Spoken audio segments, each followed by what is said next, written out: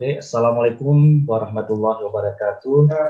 Very good Waalaikumsalam morning. warahmatullahi Waalaikumsalam wabarakatuh. warahmatullahi wabarakatuh.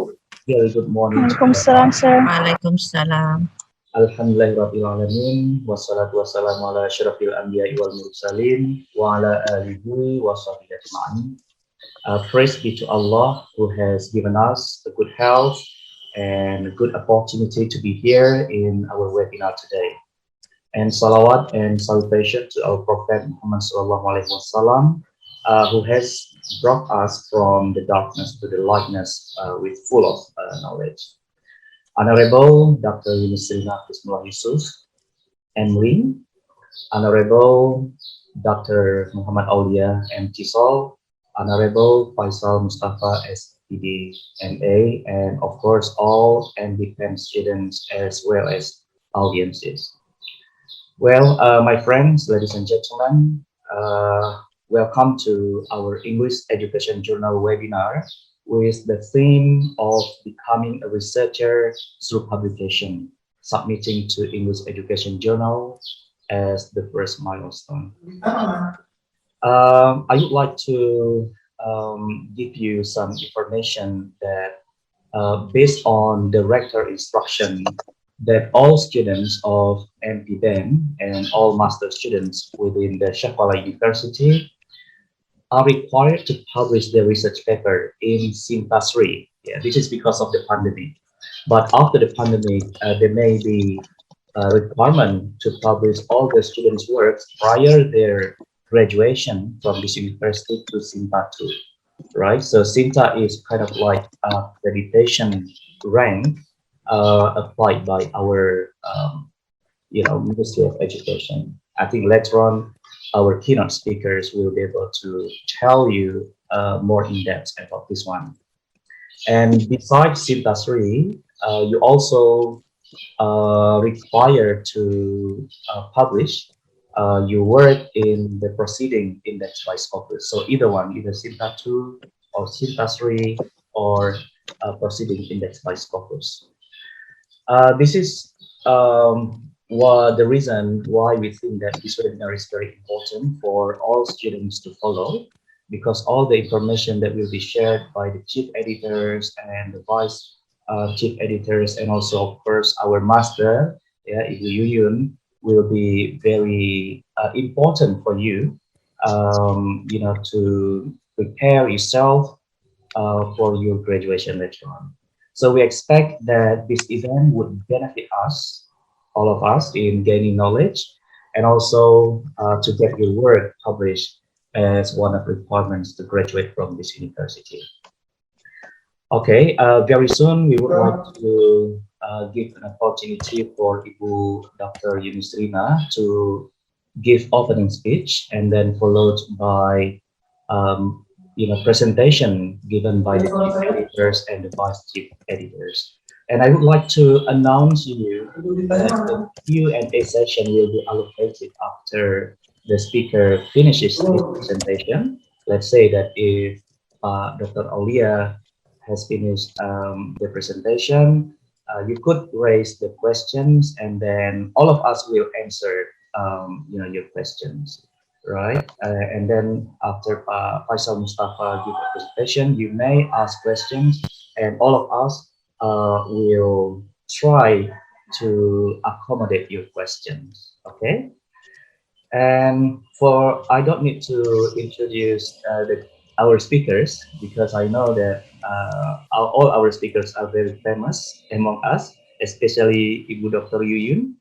I call Ibu Dr. Yuyun, but the complete name is Dr. Yusrina Bismillah and Dr. Aulia and Pak Faisal.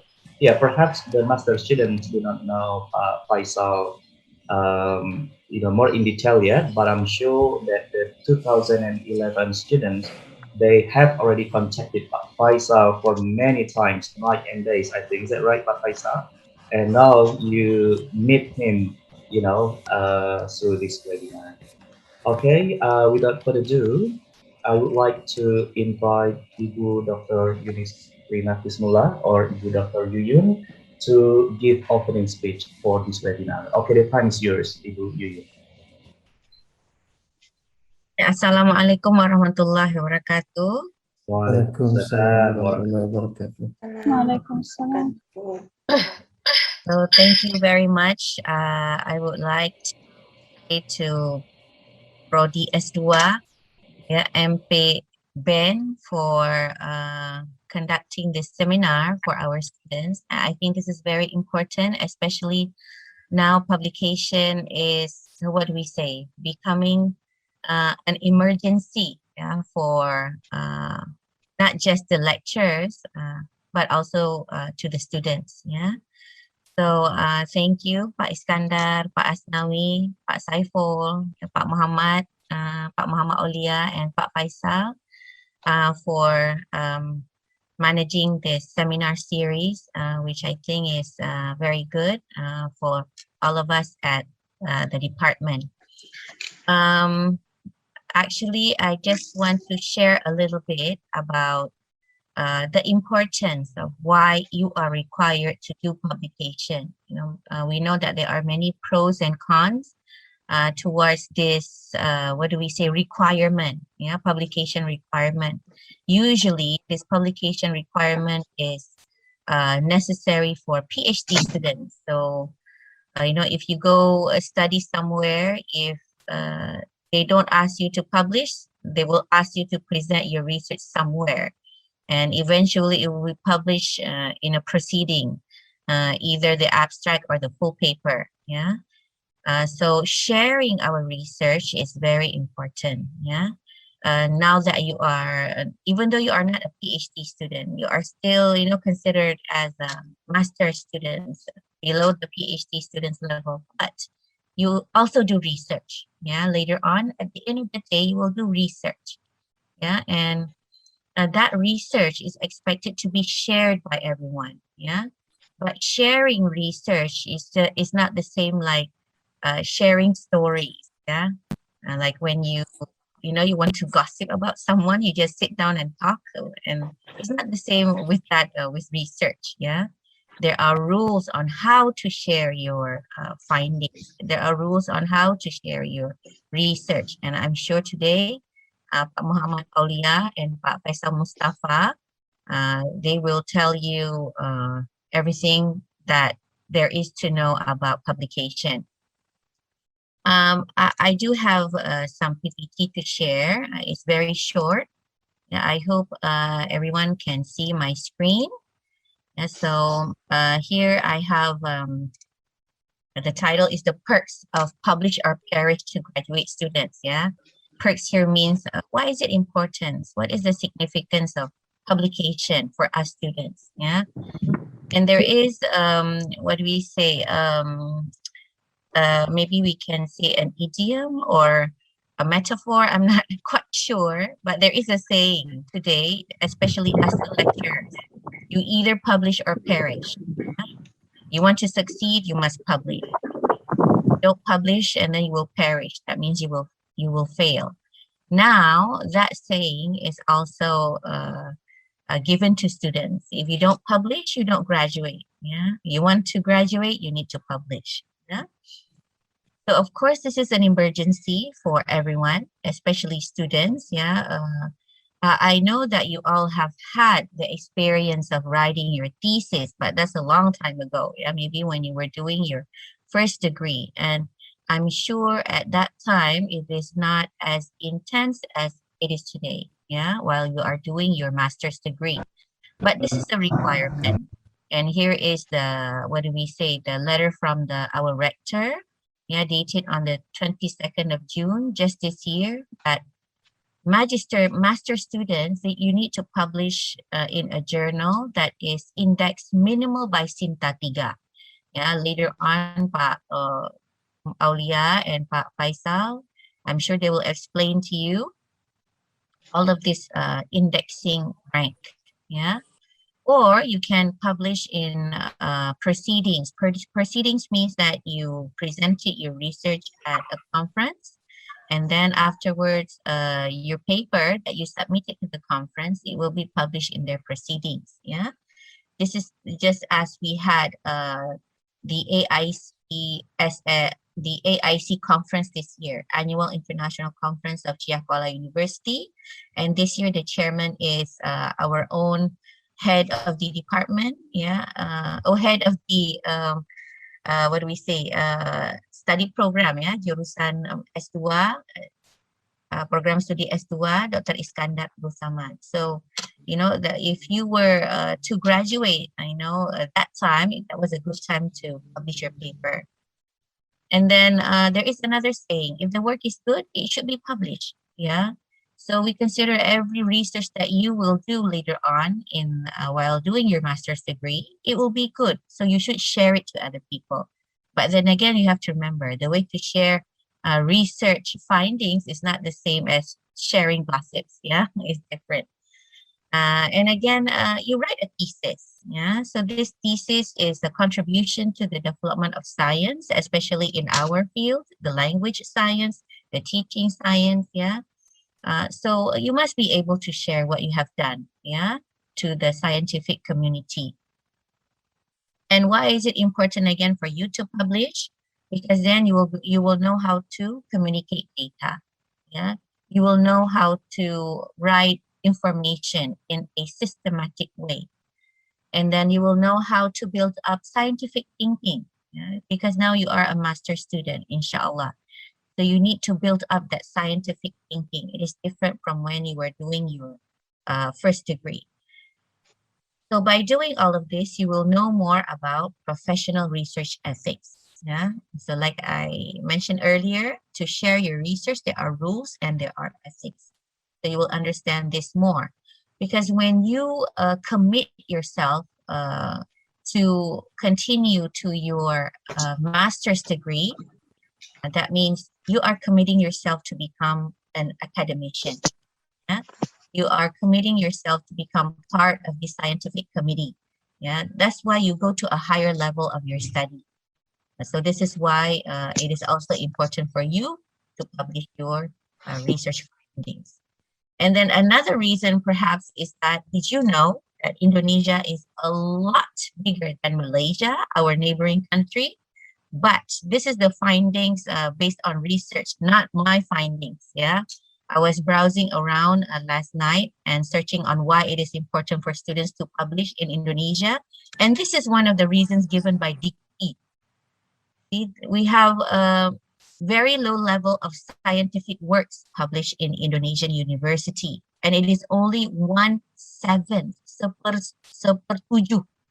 Yeah, perbandingan Indonesia and Malaysia. And Malaysia is a smaller country than us. Yeah, it's just it is as big as one of our 5 big islands. So imagine, how we are left back. We are left behind from this problem, publication problem. So that's why we have to, we have to be able to compete in this field of publication. Yeah? Our very small neighboring country is 1/7. We are only 1/7, of the Malaysian publication. So that's very little. Now I know it is going to be hard work. There will be hassle effects. I call them hassle effects because you will need extra what do we say, determination, discipline, to be able to do this. So publication is a competition. Now in our field, in 2020, there are approximately 10,000 papers and there are only 2,000 slots from journals in our field each year. Jadi dari 10,000 paper yang masuk, hanya 2,000 yang bisa kita publish dari di jurnal-jurnal in our field. So you see, it's a competition. But we are lucky, alhamdulillah. You have Pak Muhammad Aulia, Dr. Muhammad Aulia, and Pak Faisal Mustafa, who are managing our English education journal. So we already have, what do we say, a place to publish. But then again, just because we have a place to publish, you cannot take that for granted. You still have to work very hard and write well for this journal. And then another hassle is that if you want to publish elsewhere, you want to publish in our own journal, it is costly. Sometimes the cost varies. It depends on the journal. Yeah, and then there is also reputation. You want to submit to good journals, they will require qualified papers because they go for quality over quantity. So you can see journals, they only publish 4 times a year. Every issue is only 10 articles. So it's 40 articles per year. Yeah. So if once a year they publish 4 times, so there is a reputation that we also have to consider. Yeah, and then it is time consuming. Jadi publish di journal itu bukan malam ini kita submit besok sudah publish. No, it takes time. Ya, I'm sure Pak Dr. Muhammad Aulia and Pak Faisal will explain to you how time consuming it is to manage a journal. Yeah, because when you submit, and then if it is eligible for review, yeah, it will be sent to 1 or 2 reviewers. The reviewers will review your paper, and then if it is good, they will ask for revision, yeah, minor or major, yeah. And then after that, you do your revision, and then you submit it back to the journal. The journal will evaluate it, and then they will send it back to you, and then you revise it again, yeah. And then if it's okay, the journal will go to the copy editing process. Yeah. Even during the copy editing process, there is revision. Yeah, like in the journal that me and Pak Faisal are managing right now, Studies in English Language and Education. Itu dari submit sampai ke publication minimal 4 bulan. Ya, waktunya minimal. Maksimal 1 tahun. That's in seal, up 2 years. Ya. Nah, just to get it published. Jadi jangan nanti menulis artikelnya sudah siap sidang. Ya, ini tips dari saya. Ya, tips dari saya itu tetap semangat. Jangan mentang-mentang sudah ada aturan publikasi kita semuanya sedih, berkecil hati, ya, depressed, stress. No. Ya, jadi when you write your thesis, you start writing your article also together with your thesis. Ya. Dan nanti akan diberikan tips bagaimana menulis artikel. Jadi misalnya biasanya kalau bimbingan dengan saya minta chapter 1 sampai 2 dulu. 1 sampai 3. Ya. Jadi waktu kita tulis chapter 1, 2, 3 itu buat terus artikelnya. Ya, buat terus artikel. Karena artikel itu bisa kita buat setelah kita siapkan draft tesis kita. Draft tesis itu dia banyak, minimal misalnya satu tesis berapa ribu kata, 15.000.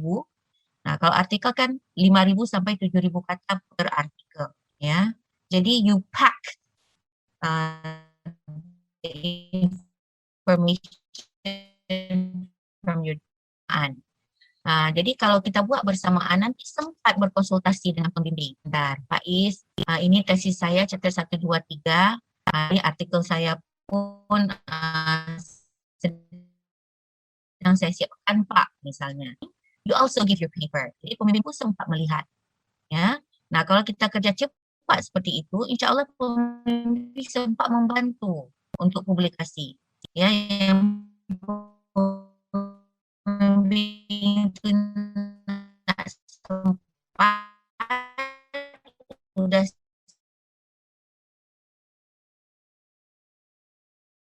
satu mahasiswa ada di S1, ada di S2. Saya bahkan buat grup WhatsApp lagi, supervising anymore. There are just so many of you. Ya.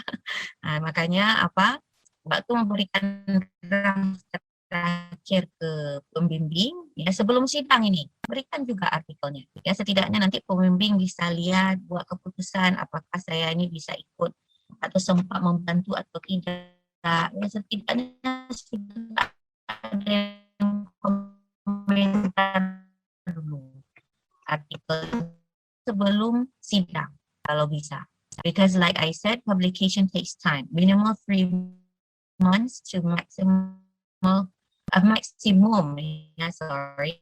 minimum 3. Why? Before you go for you get that schedule for your thesis defense. You need to finish that paper and submit some part of it. Alhamdulillah. if he does not have time to be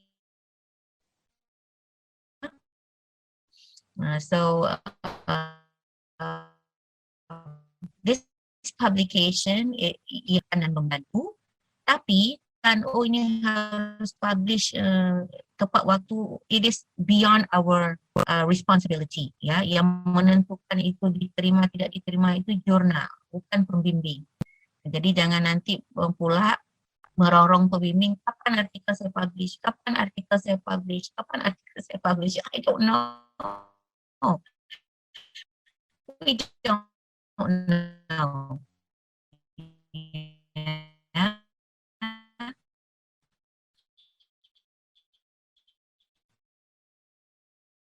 Of a very on your studies, and always believe that you can do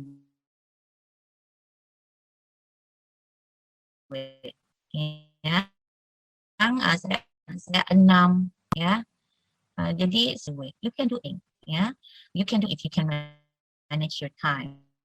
Yang tidak bisa itu kalau kita tidak bisa manage our time, dan so to build up your own motivation.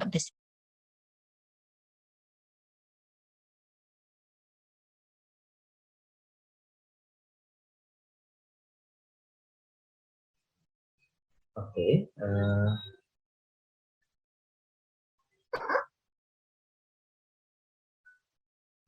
Okay, I think we wait for you to come back to our forum.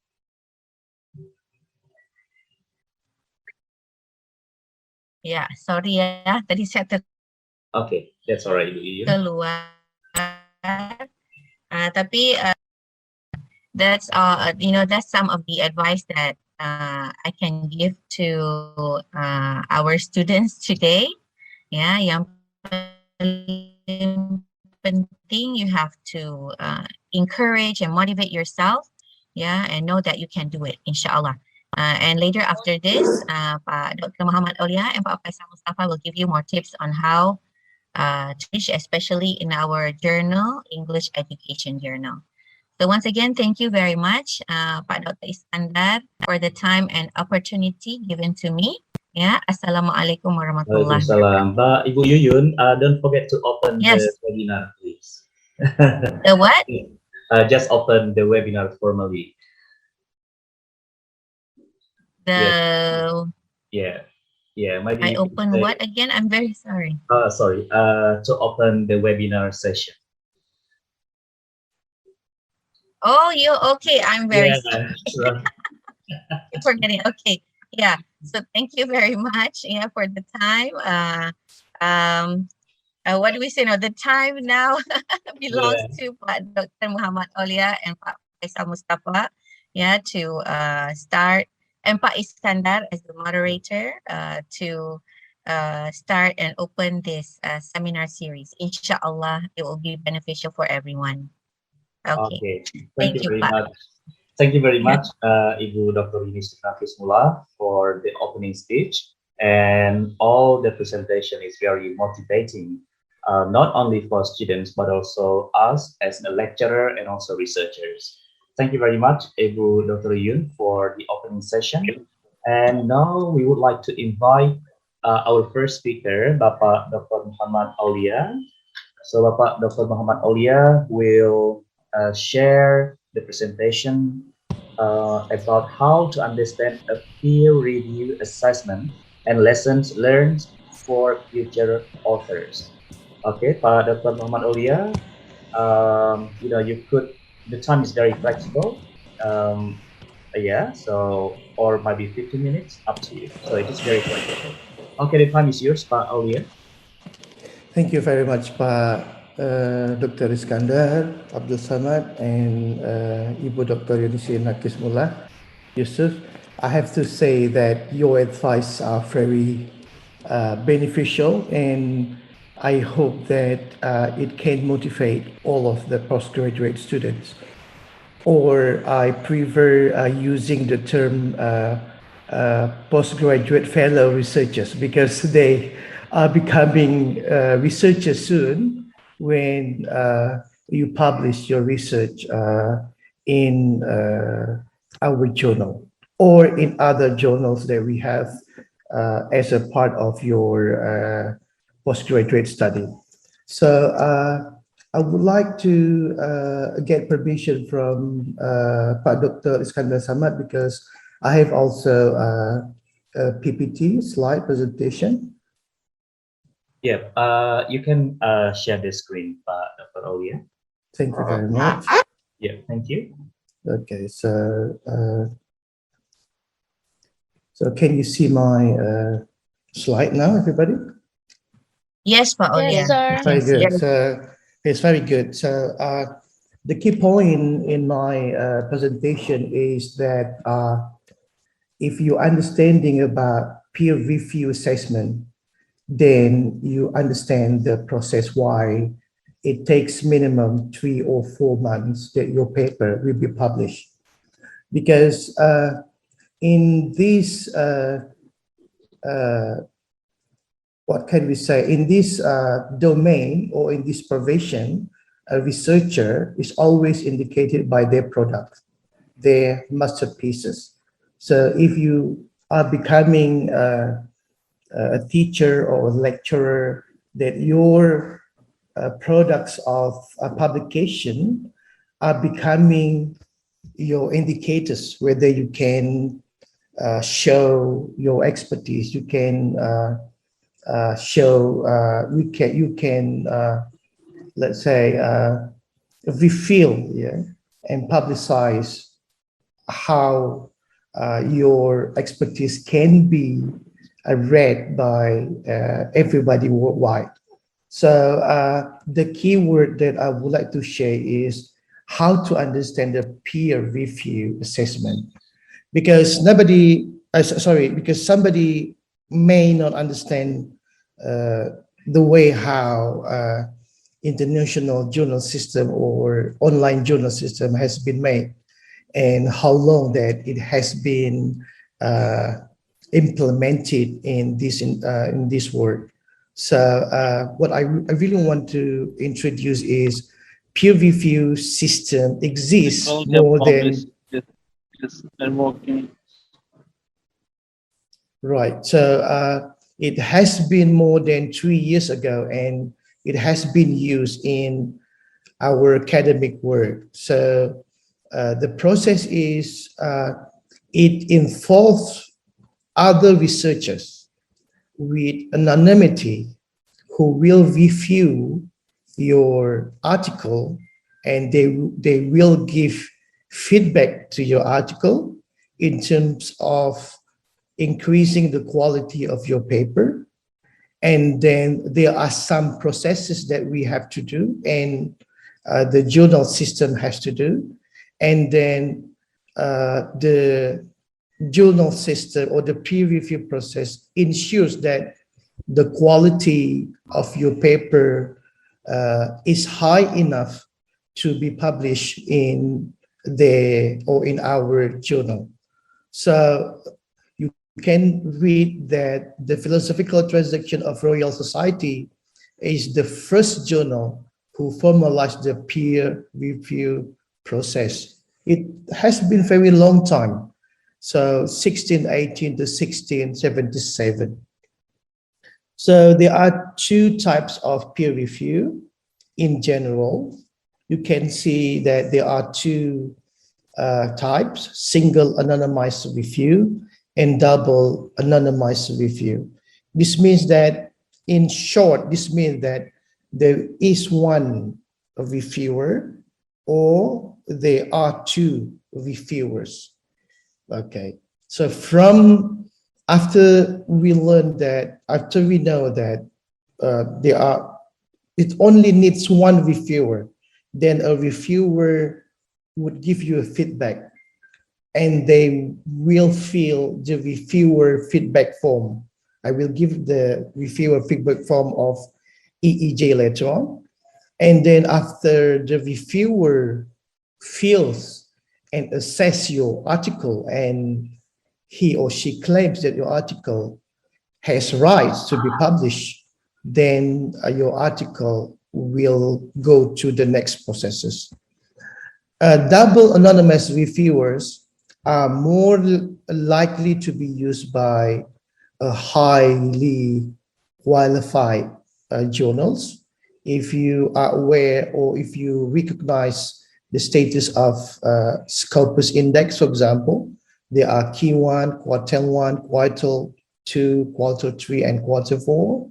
So mostly they use double anonymized review. So this means there are two reviewers in their journal system. So your paper will be reviewed by two reviewers.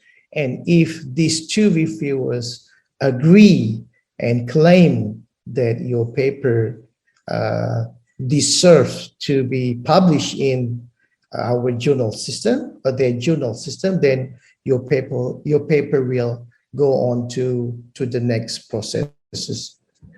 Right. So this is the general process. Okay, how you submit a paper. And the first is auto submit. So you will submit the paper.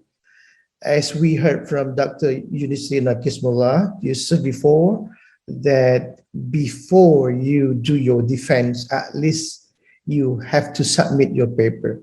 And you are talking about your paper with your supervisors, which one should be highlighted, which one is interesting to be publicized. So or publish. So discuss this issue with your supervisors. The second one, there will be assigned to editor. Of course, I myself in EEJ as the chief editor and Pak Faisal as a vice chief editor. So we work hard with this one. I will give some, this is my own method, it's my personal approach, how to see in first impression whether your paper, sorry, can you hear my voice? Right. So, yes, Pak Olia, we can. Yes, Ali. right. So there will be, you know, I as a chief will have my own approach to see as my first impression whether your paper can go to the next level and to the next process where we will select one or two reviewers to analyze your paper. And there will be a 3-8 decision if necessary. So there will be Dex reject. I hope that you are not, what can I say? You are not demotivated with rejection, because I have to say, it is my personal experience. My paper of my PhD are still being, it has been rejected, okay? But the same paper has been accepted and still revised until now. So let's say it's going to be almost 2 years.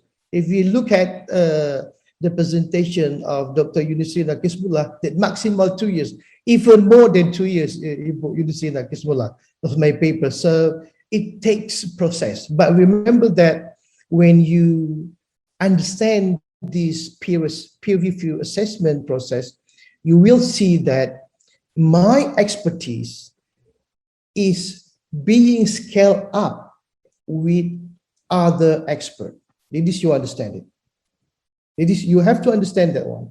So if you want your expertise is recognized by other researchers, this is the best method to do that. So you have to publish your article in our journal system or other journal system in worldwide. But because you are a postgraduate student, it is compulsory for you to submit your paper in our journal. So this is the best time for you to feel and sense the process of a peer review assessment. And another 3-8 decision is sent to referees if another party or the tri-8 decision is necessary. The next one is external peer review. This is what we call that. There are two reviewers here.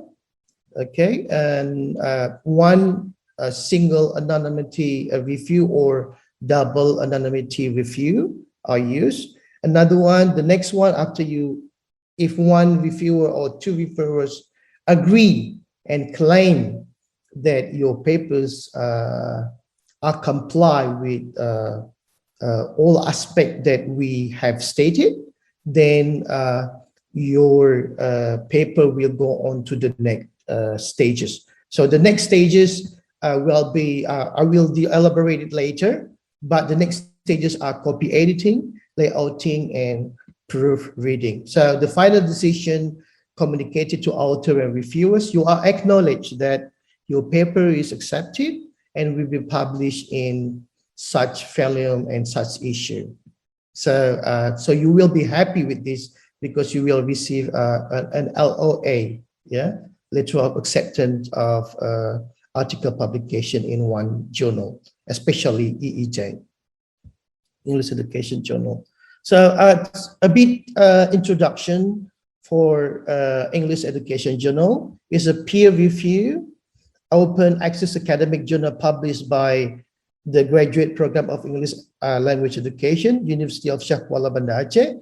It presents the work of research of students and lecturers who are in the program.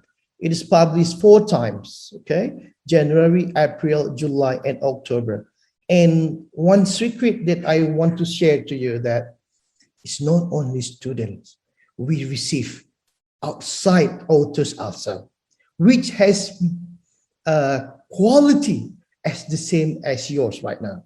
So we receive many authors right now. So of course, this will bring, you know, like a sort of, you know, feeling that you have to make a very great quality and you fulfill all the criteria in publishing this journal. Because why? Because the authors are not only from Shah Kuala University, the authors from Makassar, the authors from Jakarta, the authors from Medan, the authors from national based authors. So this is also one indicator that this journal will be re-registered and benchmarked by Sinta. So we plan to do it in the next year. So in the first 3 months of the 2022. So let's say February at the latest, we will try to propose accreditation of this journal. So this will be more competitive for all of you to write. And more competitive positively means that your paper, if published in this journal, will be also recognized nationally, yeah, as a part of a national accredited journal in Sinta Distek Dikti. This is I want to give you a short, of course, with anonymity, EEJ peer review system here. Look at there are authors. If you can see from your screen, there are authors, there are title, they are the editor, they are also a peer review. Run one, Ibu Tengku Silvianti, for example, is chosen as reviewer, and the reviewer B, Pak Faisal Mustafa, as the second reviewer. So these 2 reviewers will see and analyze your paper, whether your paper adhere to the standards and the criteria that we make in English Education Journal system. And then the editor decision will be whether it will be rejected. If low quality, of course, I have to say that because there are so many papers that we receive from other authors right now, not only from Shah Kuala University. It becomes naturally more competitive right now, but we have also give a decision of resubmit, for example, if you need more revision. So all of this depend on the decision of reviewers A and reviewers B, right? So this is a sort of a display. It's a kind of display where you can see that in the system of EEJ, you see that your paper is published when you submit, and then who will be your reviewer. But of course, you cannot see this one. If you send it to the journal system, you cannot see this one. But this is the truly process that we are managing so far. And lesson learned from the first impression. So as a chief editor, when I receive an article, I use this indicator. Okay.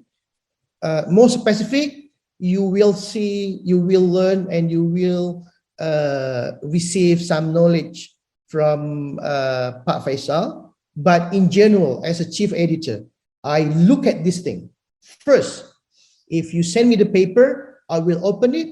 I will look at it in, tune it in, whether it's original or not. It's one thing. It's impossible you publish the same paper with us. You publish already in outside, but you publish again in our paper. So we look at that. If more than, let's say, 20%, so we will not give you priority. The second one is between 4,000 and 6,000. We can see that from word count. We look at then the abstract, 150 to 150 words. Okay. And then I look at the topic is interesting and the methodology are scientifically accepted. Ada ya beberapa yang sepertinya tidak terlalu scientific, yang pastinya bukan dari postgraduate students ya. Sepertinya tidak terlalu scientific, hanya menggabungkan story saja, quote saja, for example. Okay, tidak begitu kuat secara metodologi. So your paper will be considered to be resubmit or rejected. The next one, sudah baik tata bahasanya, the grammar is good, it's written in a formal academic writing. Okay, the next one, format sudah baik, paragraphing, layout sudah baik. We give you the template, of course. Yeah, kami memberikan template-nya di website English Education Journal. You learn the template. You look at the template. You see the paragraph. Satu paragraph, for example, you learn the indent. You learn how to put heading and subheading. So this is very important thing. So the next one, bibliography sesuai dengan APA 6 or 7. We focus on 7 right now.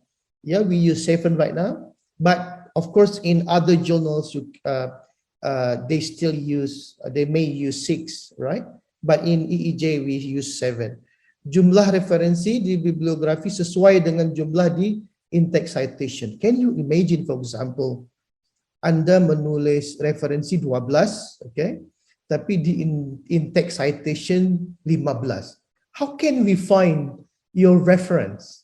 It's impossible, right? So don't bother chief editor and vice chief editors that we have to look at your references. So please keep in mind this one. At least you have to make sure that your paraphrasing, summarizing are properly done, so you avoid plagiarism, but you put it, you use the in-text citation and you put your the reference in your bibliography. It's a very important thing.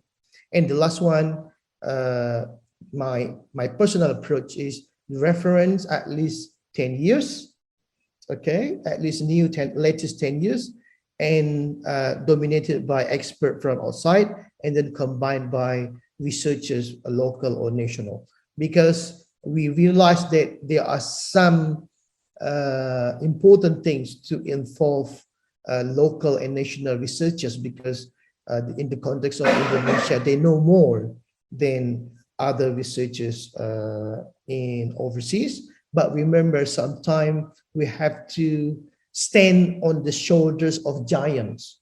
Ya, terkadang kita harus duduk di bahunya pakar-pakar dunia, so that our article, our methodology are scientifically constructed well and recognized worldwide too. dan diakui di dunia. Yeah.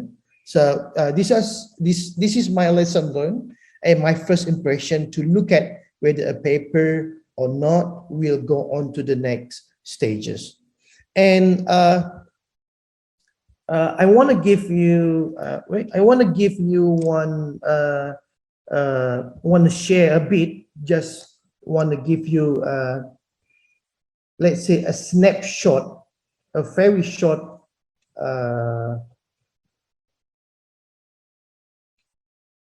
A reviewer feedback form, so that you can see this one. Can you see that? No? Yeah, Paul. Yeah, I think you just you need to stop share. screen sharing and then you screen the Microsoft Word version. All right, very good. So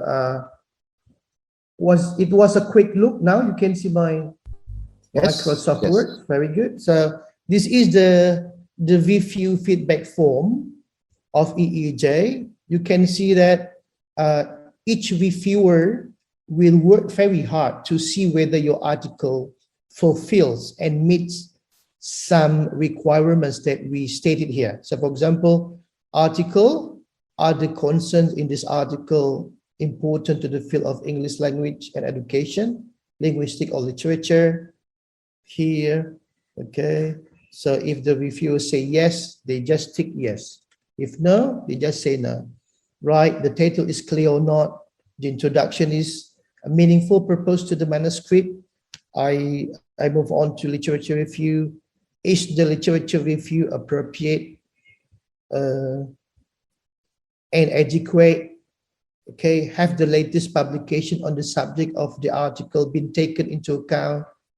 Is the theoretical framework provided based on literature? Jadi ini semuanya adalah pertanyaan-pertanyaan yang harus Anda penuhi, aspek-aspek yang Anda harus penuhi. Setelah itu baru reviewer akan memberikan penilaian secara umum. Accept without revision, accept but needs minor revision, or accept but needs major revision. Dan ketiga yang lainnya yang tidak kita harapkan, ya, rejected itu tidak kita harapkan. We don't expect. Each of us doesn't expect that answers. But these are the reviewer, the review feedback form that we use in English Education Journal. So if you really want to make a good article and publish in EEJ, you have to read this review feedback form, and you can talk to your supervisors. I'm sure that they must know about these aspects, and you will try to review by your own process whether your article fulfills or meet these requirements. So I only need to share it in very quick here, but this is the way how a reviewer works. So they look at the references, are the references current and sufficient, right? And they look at the grammar and they look at the cohesion. So the next one, I come back to my presentation. The next one, after the reviewers agree and claim that your article fulfills, and they give the decision whether they accept, for example, without revision, with revision, with major revision, you will be contacted by us. Okay, whether you want to, whether you have to resubmit or you have to revise some aspects in your article. Then after you have done it, then you continue to the next stages. The next stages is copy editing. So copy editing is about ensuring a text is easy to understand. It's involved correcting spelling, punctuation, grammar errors, revising sentences for clarity, looking for inconsistency in tone, spelling, formatting, and etc. Of course, there are some expert in this work. So this team works uh, on behalf of EEJ, yeah, English Education Journal.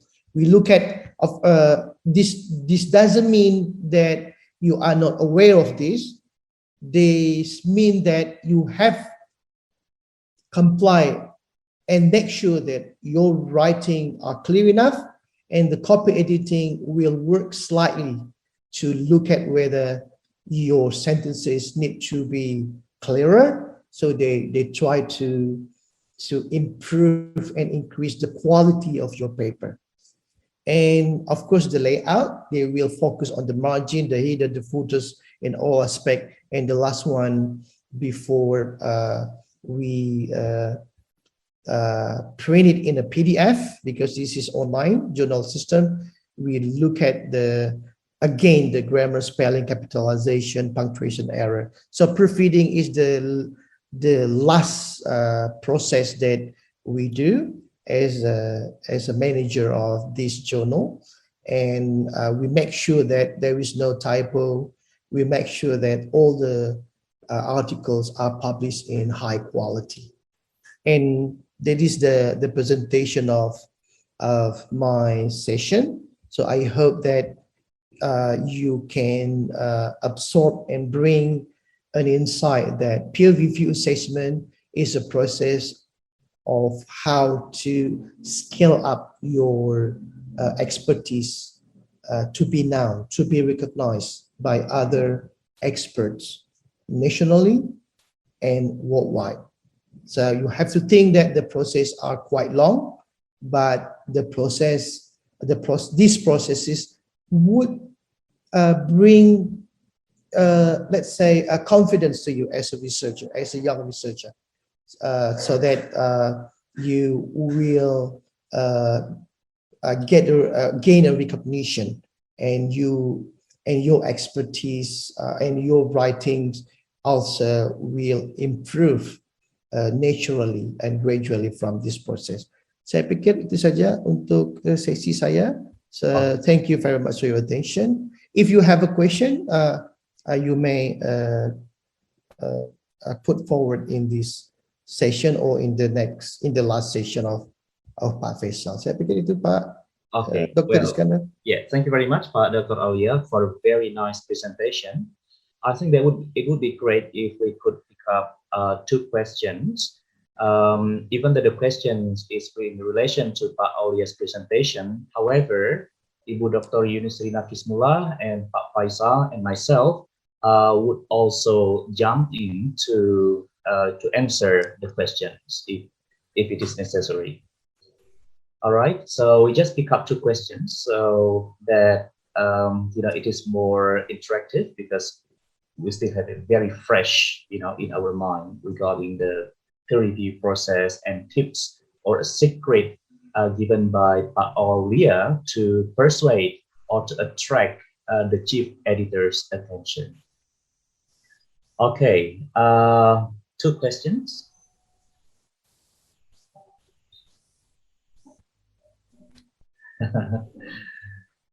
Ada yang mau bertanya kira-kira? Nah, tadi banyak tips yang diberikan ya oleh Pak Dr. Aulia tentang bagaimana cara menarik perhatian chief editor. Nah, sekarang ada dua chief editor di sini, ada Ibu Dr. Yunusrina, Seal, ya, jurnal Seal ini adalah Indeks Scopus Q1. Nah, nanti akan terbit di Simago mungkin dalam waktu yang tidak lama ya, Ibu Yuyun ya. Sementara di Scopus sudah keluar portalnya.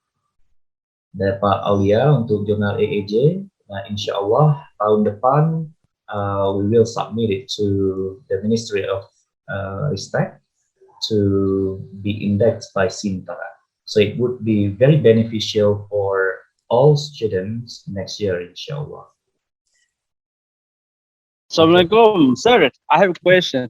Oh, okay, Umar. Yeah, Umar. Okay, all right. Yes, please, Umar. Okay.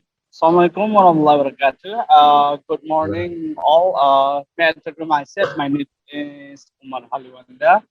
I am alumni of master student MPBN. Okay, all right.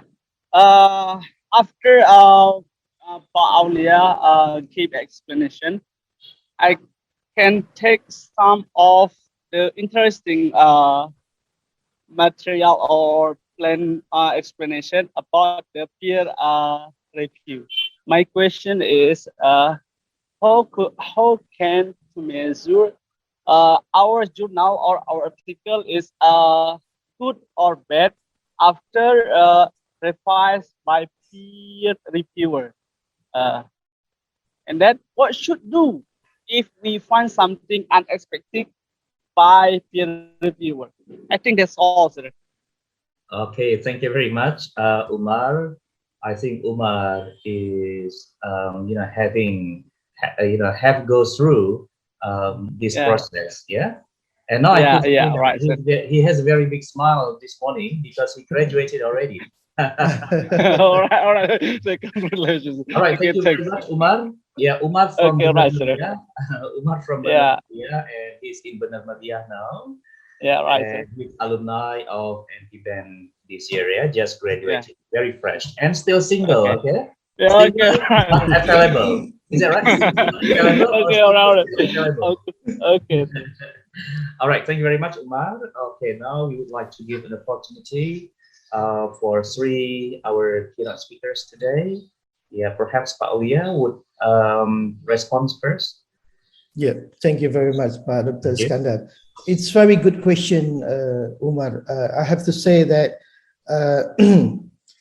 I hope that because I receive and I have to say that I never stop sending or submitting my paper to international journals or national journals, and you will find so many varieties of responses from reviewers.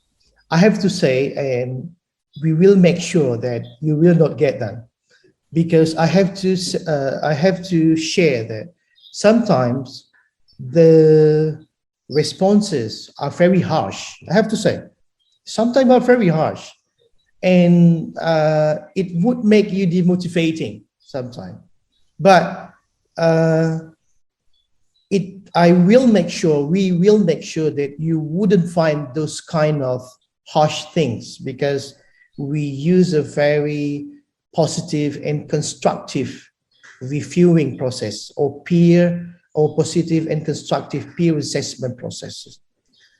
We will do as professional as possible to give you constructive feedback. So this means that based on the aspect that I show you in the feedback form, reviewer feedback form, we will see that there are some gaps that you need to improve. For example, like you need a clearer research question. For example, your methodology still need a reference from ABC, for example. So we look at those aspects.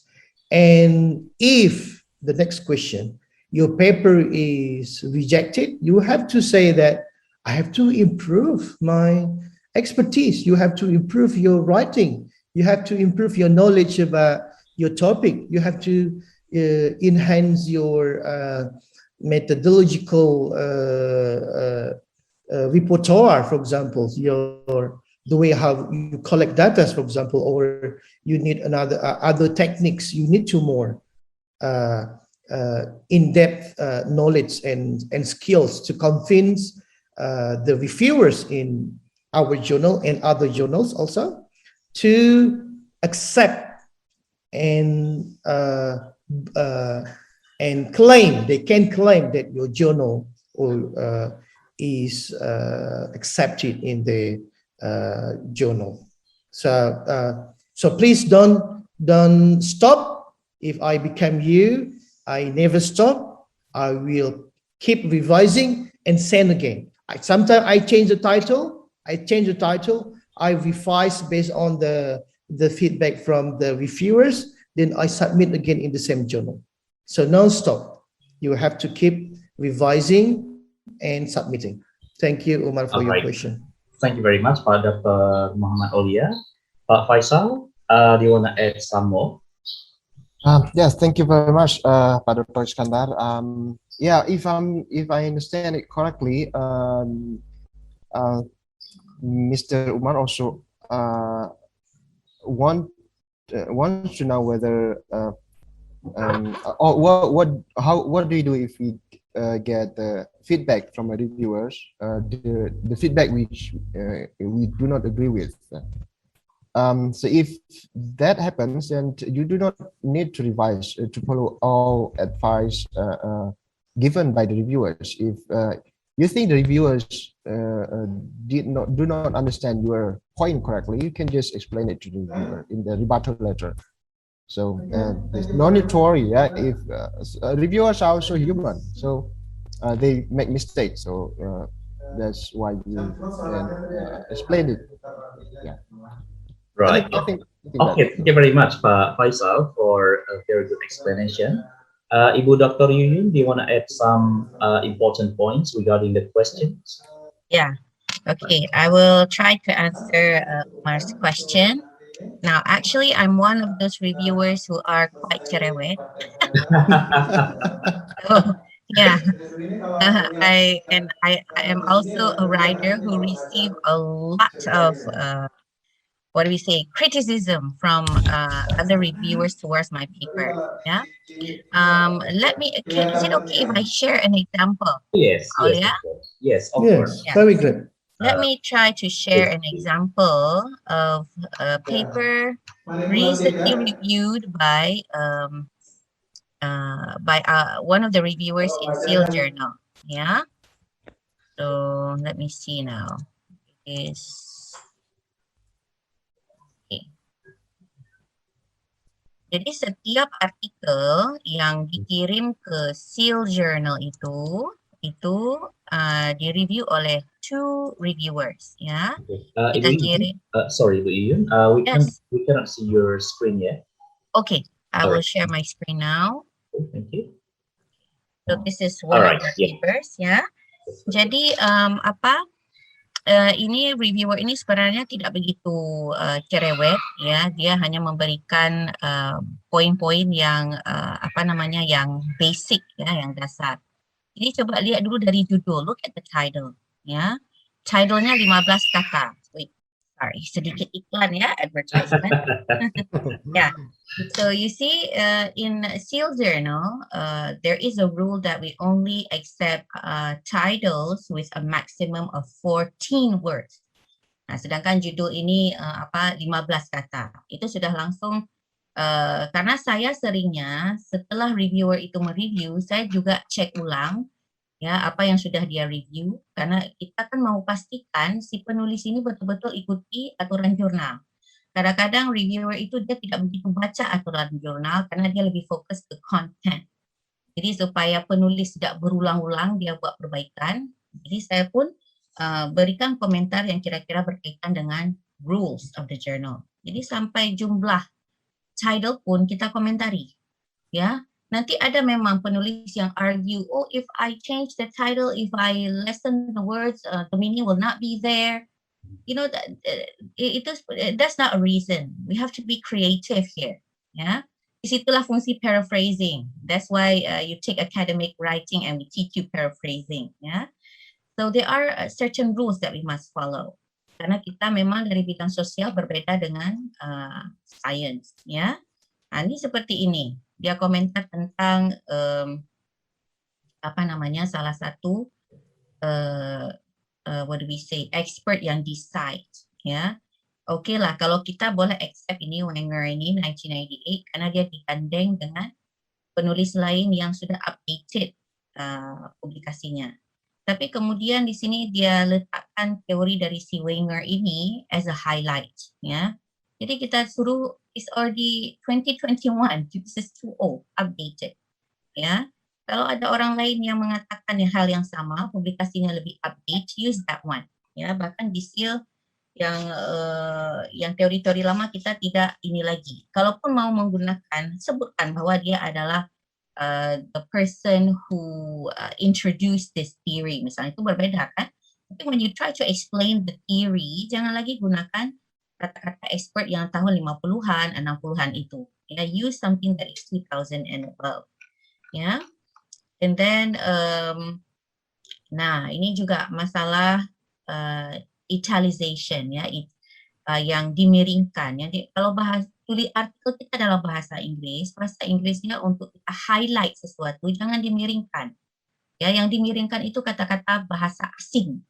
Misalnya you are writing something about Achenese, keluar kata-kata bahasa Aceh, anjek jak kenan, itu boleh dimiringkan, ya, di dalam artikel ini. Ya, tapi kalau untuk ini bahasa Inggris, jangan dimiringkan. Oh, saya perlu untuk di-highlight, ya sudah, letakkan saja misalnya seperti ini. Ya, single quotation marks. Itu boleh, tapi jangan dimiringkan, karena memang kalau ini kalian baca aturan di SEAL, sudah jelas-jelas kita tulis di situ yang dimiringkan itu bahasa yang non-English, ya. Jadi setiap jurnal itu kadang-kadang sangat jelas ya aturannya dan kita harus ikut.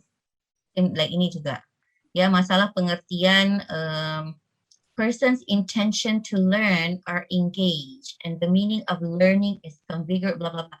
This is, we can say this is quite a general theory in language learning. So why do you have to cite someone that is, from 30 years ago? Yeah, this is 2020 already. So cite someone that is updated. There are so many books available online. Yeah. And then, this one, ketinggalan kata-kata cited in, ya. Jadi, ini grammar, seperti Pak Aulia bilang tadi, jangan sampai salah grammar. You are from the English department, masa apostrophe pun di sini tinggal, ya. Teacher's professional identity, ya. Whose identity? It belongs to the teacher, so you must put apostrophe here. Ya, itulah kerja editor. Dia memang sangat melelahkan, ya.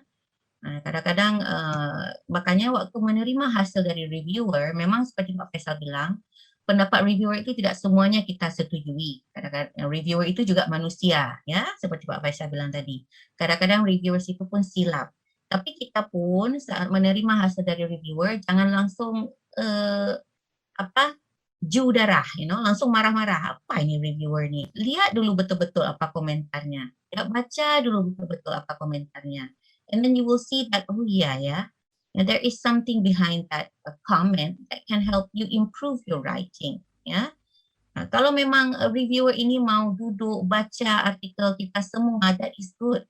That means he is interested in your article. Ya, ada reviewer lihat judul aja, aduh judulnya is too old, ya, too many publication in this area already, langsung reject.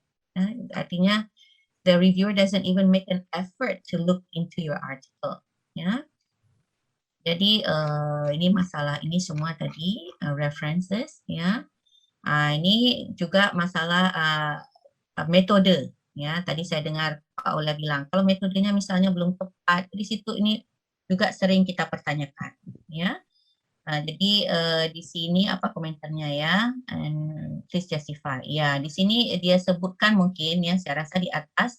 Di penulis sebutkan datanya itu dari open-ended questionnaire and semi-structured interviews. Nah, that's two different data sets. Ya.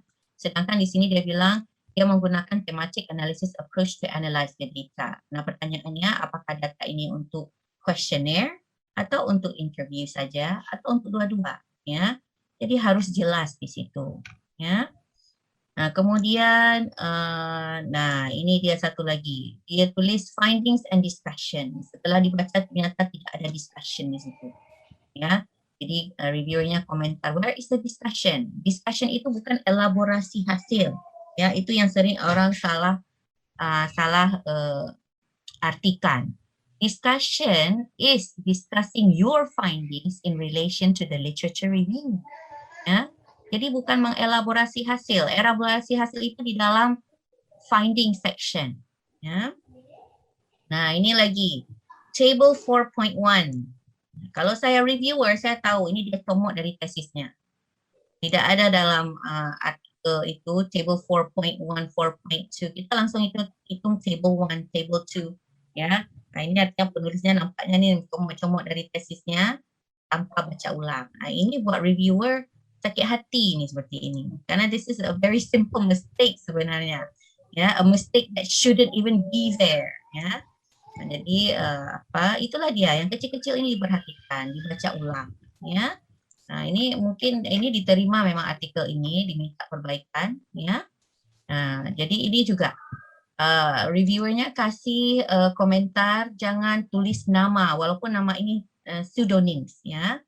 Tapi gantikan dengan code karena tadi kan dia bilang dia menggunakan thematic analysis. Ada aturannya itu menggunakan thematic analysis. Nama-nama yang kita interview itu you have to change it to codes. You cannot change it into any names that you like. Yeah, this is a scientific piece of work, so you have to be scientific in your writing. Ini bahkan diberikan contoh bagaimana menampilkan data. Ya, kemudian baru kita jelas. Ya, jadi reviewer ini kalau menurut saya dia sangat concern dengan bagaimana tampilan artikel ini. Dia mau menghabiskan waktunya menulis ini. Ya, ada reviewer tidak mau, sedikit nampak salah langsung rejected. Itu dia. Ya. So this reviewer is quite interested in the paper and even gives an example of how to present the data. Ya. Nah, kemudian ini termasuk reviewer yang baik hati. Ya. Kemudian ini juga limitations of study, recommendations for future research tidak ada di conclusion. Ini wajib ada di conclusion. Jadi ini contoh komentar dari reviewer seperti ini. Ya banyak contoh yang lain yang lebih cerewet lagi. Setiap kata juga dia komentari. Itu jangan marah, ya jangan marah kalau reviewer itu. Kalau saya malah sangat suka kalau ada reviewer yang cerewet seperti itu. Ya why? That means the reviewer is interested in your paper. Yeah, the reviewer is willing to sit down, give comments, even read your article, you know, from start to end, till the full stop, till the period. That means, you know, later when you publish your article, you can be proud of it. Ya, karena kesalahan-kesalahan kecil sudah dikomentari reviewer. Ya, nah, jadi ini contoh bagaimana kita terima hasil dari hasil review tadi. Jadi jangan berkecil hati, ya tetap harus semangat kita dengan semua hasil komen yang diberikan oleh reviewer. Kan tujuannya untuk kita juga. Jangan suatu hari waktu artikel kita publish kita malu membacanya. Misalnya saya dulu ada waktu belajar pada publikasi tahun 2019, kan begitu juga ya. Publish dulu di jurnal-jurnal kecil dulu nggak dikenal. Sekarang kalau saya lihat, aduh rasanya saya malu dengan publish artikel itu. Ya. Nah itu mungkin waktu itu review prosesnya itu kan tidak ada. Dilihat judul oke langsung accepted langsung publish. Sekarang sekarang artikel saya yang publish sampai di review 2-3 kali, that is the paper that I am most proud of ya after publication. Karena sudah banyak yang kritik, berikan komentar perbaikan. Jadi saya merasa sangat confidence dengan publikasinya at the end of the day ya. Jadi itu sedikit dari saya, Dr. Iskandar. Oke, thank you very much. Wah, luar biasa ya, dari 3 jawaban ini sangat komplementari antara satu dengan yang lain. Memang Ibu Yuyun, kelihatannya memang terjadi mismatch kadang-kadang between author and reviewers, because sometimes as an author, when we get a very constructive review results, sometimes we feel discouraged. But today we have a very good tips and motivation from Ibu Dr. Yun, Pak Aulia, and Pak Faisal. How we behave with a very constructive review. All right, so it would motivate us more. All right, thank you very much. I think for this session we just take one question from Umar. Well, actually 2 questions from Umar. Okay, thank you very much, Umar. And now we will give an opportunity to Pak Faisal Mustafa to present, his presentation. Okay, the time is yours, Pak Faisal. Thank you very much, Bapak Dr. Iskandar, for the opportunity. I want to take this opportunity to discuss, to explain things that are a bit technical. So I might use Chinese and Bahasa Indonesia, if necessary. Yeah. Okay. Right. Let me first start with the template. Actually, I do not need to explain everything in the template because all explanation is already there. I just need to introduce the template. We have heard very good insights into publication from previous keynote speakers. And I think now you're ready to prepare your manuscript. Yeah, when you get that time. So you are going to need you need to know the step in paper preparation in order that it can be sent to the journal, and hopefully it can be accepted, yeah, with major or minor revision. It doesn't matter as long as it is not rejected. Okay, let me share the template. Actually, I have just updated the template in the journal. So if you want to download the template, the newest version of the template, you can just go to the journal website and then you can download it. It is on the right side, on the right sidebar. Yeah. Well, what I should suggest is that you read everything in the template. Yeah, everything at all.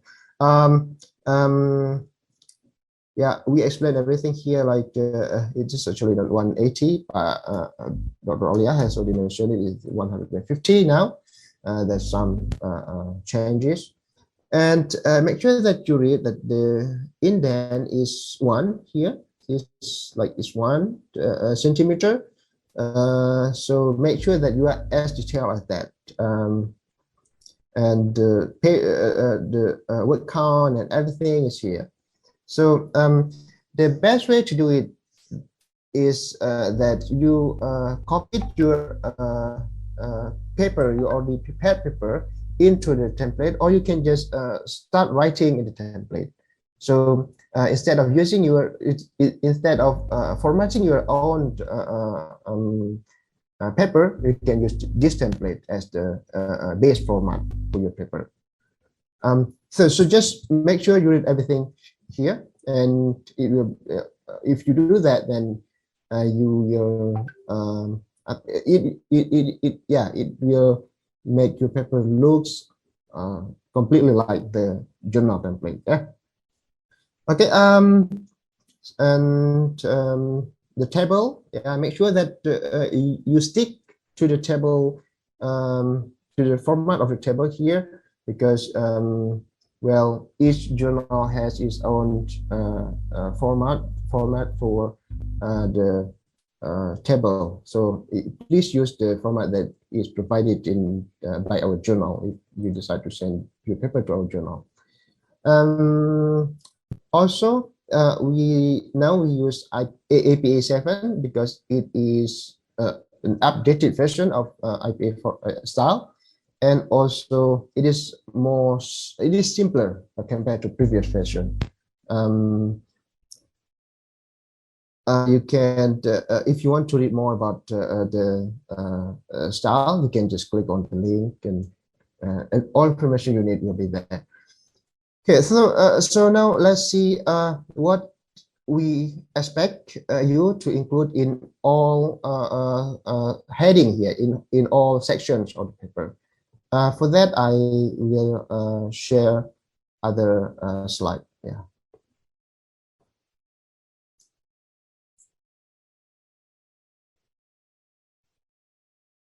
Okay. Usually, people start with the title. Yeah. Well. So the title for your thesis or your dissertation is not always appropriate for the title of a paper. Okay, so because you usually have a case study in blah blah. Sometimes it's not necessary for the paper.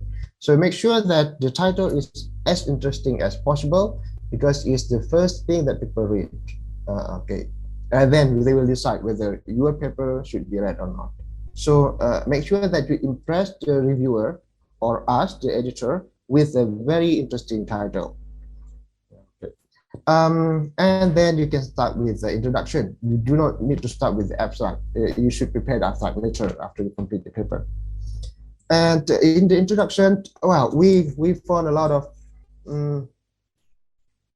difficult to read introductions.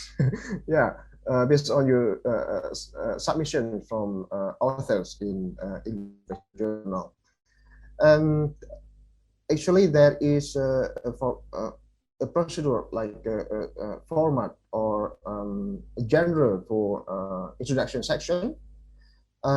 Here, let me summarize those things into more simple steps. Yeah. In writing your introduction, you only need two to three paragraphs. You do not need to write 10 paragraphs. Sometimes in your thesis we have so many paragraphs that if you include those things into the paper, it would be very difficult for the reviewers and for the editor to inspect whether your paper is appropriate for our journal. So here I summarize. There are 4 parts that you need for your introduction, and each part does not need to have its own paragraph. One paragraph can contain more than one part, for example, 2 parts. Let's start from the first one, which is why the topic is interesting. For that, first we need to understand what the topic is. You say, this is the example of the title. Yeah, let's see, like the title is correlation between student access and teacher self-efficiency in teaching online classes. So your primary variable or the topic is student internet access. And let's take a look at the last one. For example, the translation technique used in translating a smartphone manual, user manual. So your important or primary variable or the topic is translation technique. So first, you need to make sure in your introduction, you need to make sure that you explain to the reader that your topic, the topic or the primary variable is indeed interesting. And let's take a look at the example. I prepared an example here. So this is in this example. So why here you can see that why the topic is interesting, which is about intelligence, multiple intelligence, is because it influences achievement. Then you cannot just say it influences achievement. You need citation for that. You need to convince your reader, and then you need to explain that the topic is indeed interesting. So that's the first part. Don't get carried away. Don't explain the importance of your topic in 2 paragraphs. Yeah, probably 3 sentences are enough. Yeah. So that's why you need to be as precise as possible. Yeah, being precise is very important because people who read your paper must be people who are tired, okay, lazy, yeah, and busy. Okay, yeah.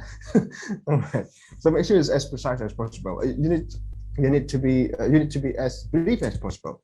So that's the first part, explaining that your topic is interesting. Okay, and the second one is you need to present what we have already known about the topic. So if the topic is about multiple intelligence, so what you need to explain what we already know in multiple intelligences. Okay, this is the example. Okay, since then many research studies have been conducted. So we know a lot of things in this topic because there have been many studies conducted. So then you present what we already know, such as its learning characteristic based on the intelligences, and then how it benefits students if multiple intelligences are considered in classroom. And then another research studies here, students with strong logical mathematical intelligence learn math better. Okay, so these things, these are what we already have, what we already know in this topic, in your topic. And then you present what we have not already known. So you are presenting research gap. Yeah, many many books refer that to research gap.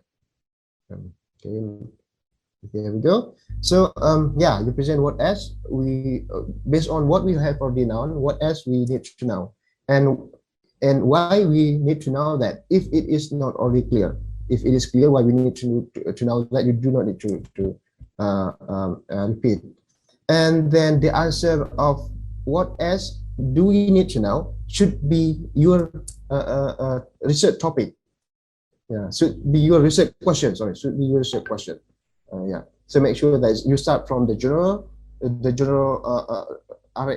general explanation to a more specific one, to your research question or your research purpose. Let's take a look at example here. So regardless of what we already know, however, here there is a lack of empirical study. So we do not have any empirical study here. Yeah, so we do not know the empirical result, or we do not have the proof whether what people already mentions are right or wrong. Here, however, there's a lack of empirical study, belum ada penelitian which was conducted to find out. Nah, ini yang belum kita ketahui ya. Ini yang ini yang masih perlu kita ketahui. Whether student with strong logical, apakah student yang strong ini memang bisa belajar lebih cepat atau lebih cepat dan lebih bagus daripada yang weak. So here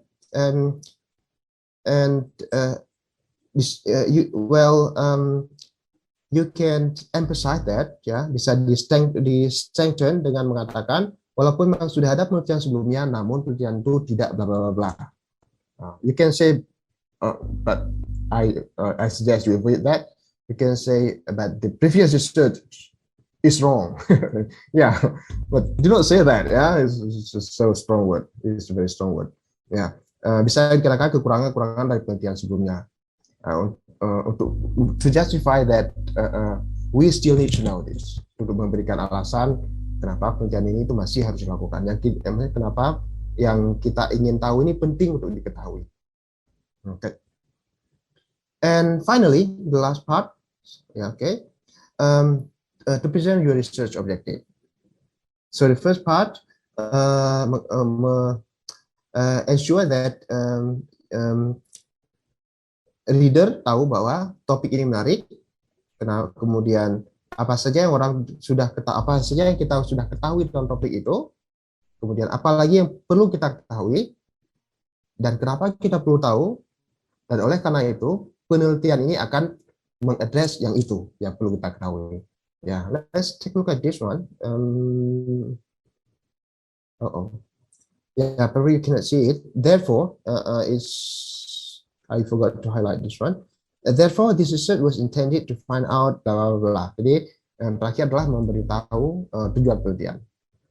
Okay. So hanya itu yang perlu ada di reference di introduction. Make sure that you use reference to support your statement. Ya. Okay. So tidak perlu banyak diperlukan ya. Okay, so that's what you need to include in the first section of your paper, yaitu introduction. And in the second section, literature review.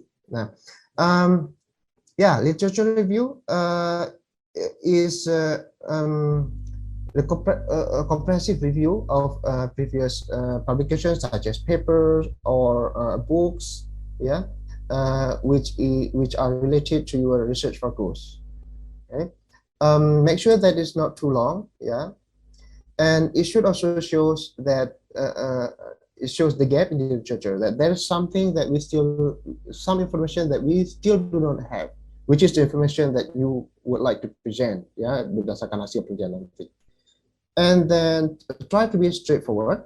Do not repeat information. What I mean here is that one concept can be defined by 10 authors, such as intelligence. There are a lot of authors, a lot of experts who define the term intelligence. You do not need to present all of them. And you can combine those definition because, well, although they state the definition in different words, but they mean the same thing. So you can use, you can summarize the definition, yeah, and I will show it in the example later. And if you search when you search references, yeah, if you search using Google, it's most likely that Google is going to present result from your country, yeah, because it use some kind of I don't know, geo tagging, yeah. First of all, if you are in Indonesia and you do some searches, you're going to get a lot of results from Indonesian journals. And so the best way to ensure that you get the reference or sources from various countries, then you can use DOAJ, yeah, we can watch, yeah. That's a website, and you can just click on Google, type on Google, and you're going to find it. And or from Scopus, or you can use the software called Publish and or Perish. Yeah? The software is very interesting, and you don't have to worry about not knowing how to use that. You can just search in YouTube, and there are countless videos on it. Okay. So you can use Publish and Perish to find titles of paper, and then you can search individual titles in, for example, in your library website or in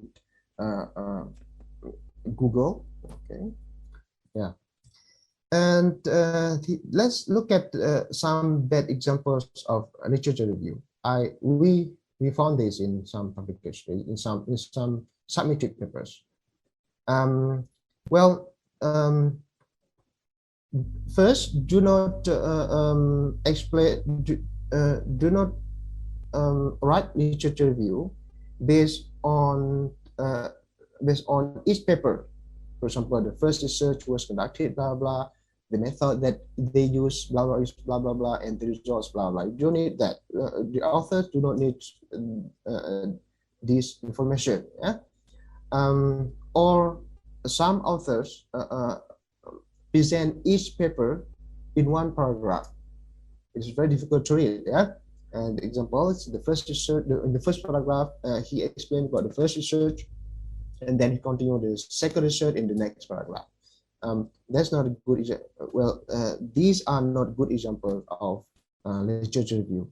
Let's take a look at the better example. Yeah. Okay, like we can see here that this author present the definition of plagiarism. So the author did not write definition based on each author, but he combined the definition of experts into one sentence.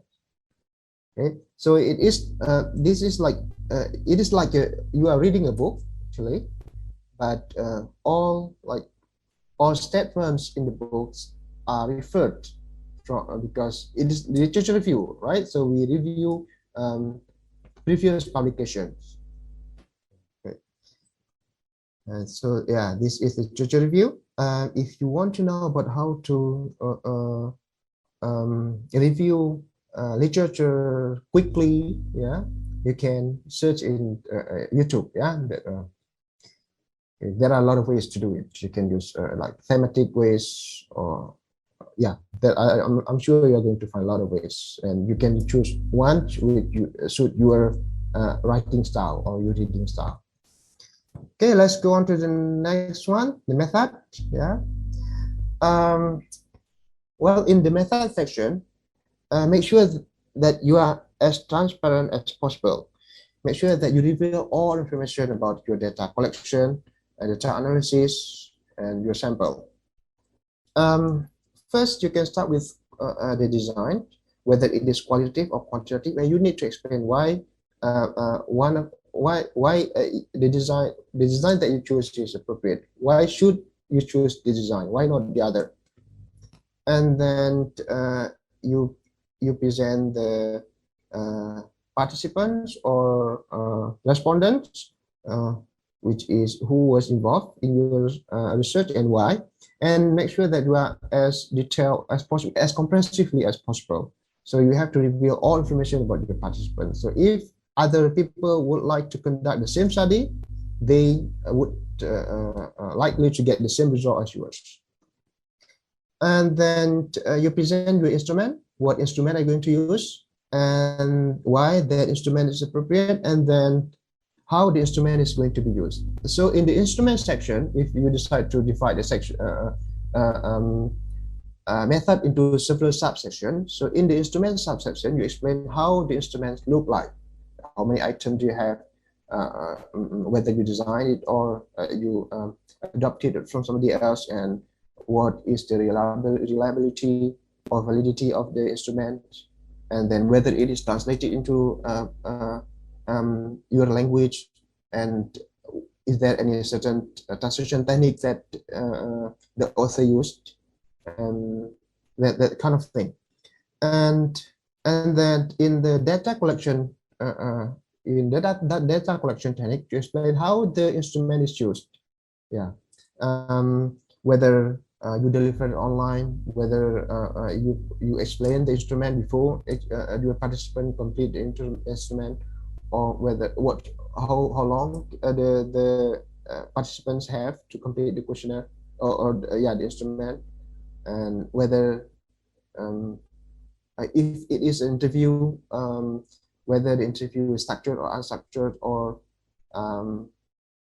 in what kind of environment. So you need to explain everything. Later I'm going to show you one of the subsections, so you would be able to see like how much detail we need in writing the research method. And finally, data analysis. This is very important for the data analysis. You need to explain how the your data was is analyzed, and if you also need to mention how the conclusion is made based on the data analysis. If it is quantitative, then you need to explain how you decide whether your hypothesis is rejected or accepted. And then make sure that you always refer to your research framework which you present in the literature review, or in the literature review.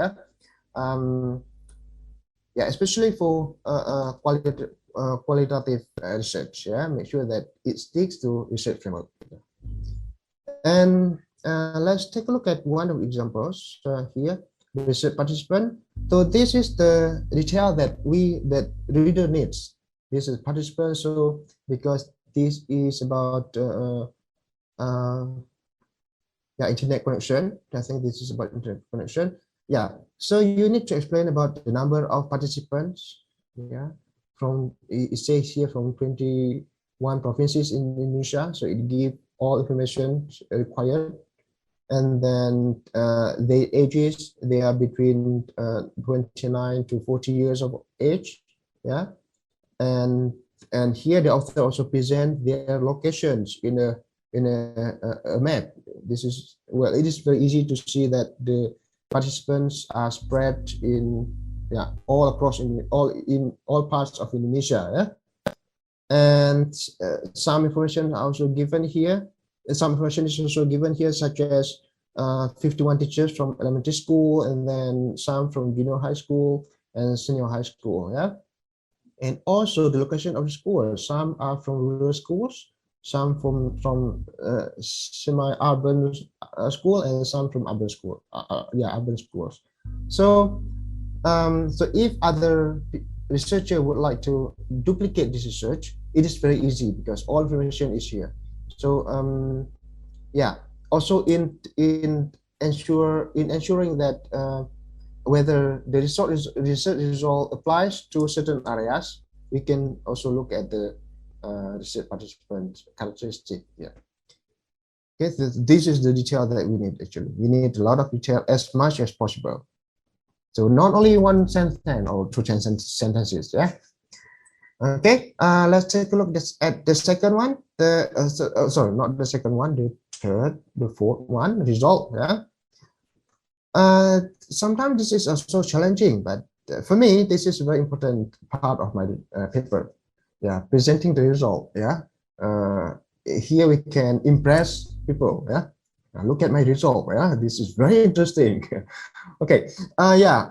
We can start to because yeah, people have read the introduction, the literature review and method, but sometimes people do not read that. People just start from the result. So ensure that you mention the research objective, or you can restate the research question, or you explain the topic of the research before you start the result. To link between the result and the research. Yeah? And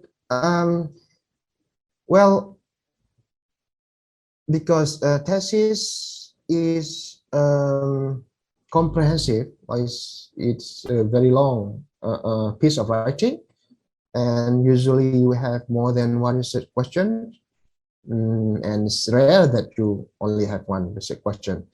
So for your paper, make sure that you choose interesting finding. You do not need to include everything from your thesis into in your paper. Just choose interesting findings. Yeah. Say that if you conduct mixed method research, and you give your participant questionnaire, a test, and then you give them questionnaire, and then you give them interview. Let's see that you only obtain important information or interesting information in the interview. So you can just report the interview, the result of the interview. Yeah. If it is a quantitative research, yeah, you should use statistic, of course, and you can use some excerpt or examples if you use for qualitative research. And then make sure that you present your data chronologically based on framework. Yeah.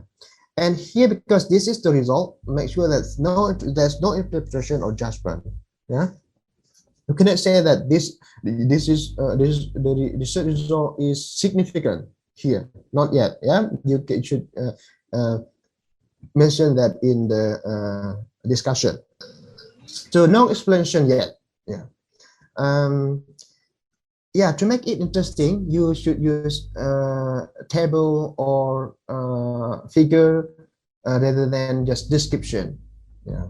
It is easier for readers to read information in visualize information. Yeah. Okay. Let's take a look at one way of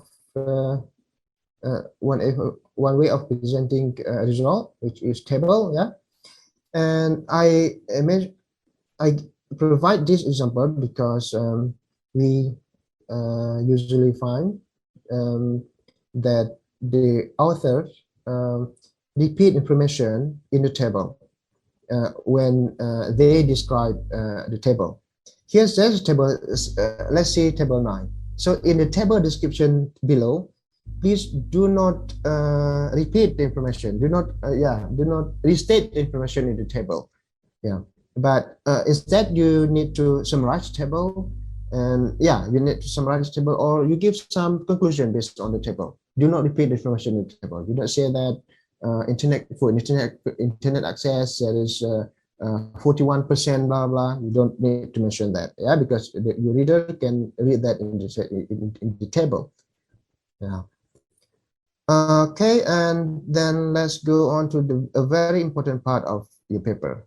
So in the literature review, you should write everything based on the literature review, based on previous research. If you want to say a lot of things, you want to jump on, can do that in the discussion. Yeah.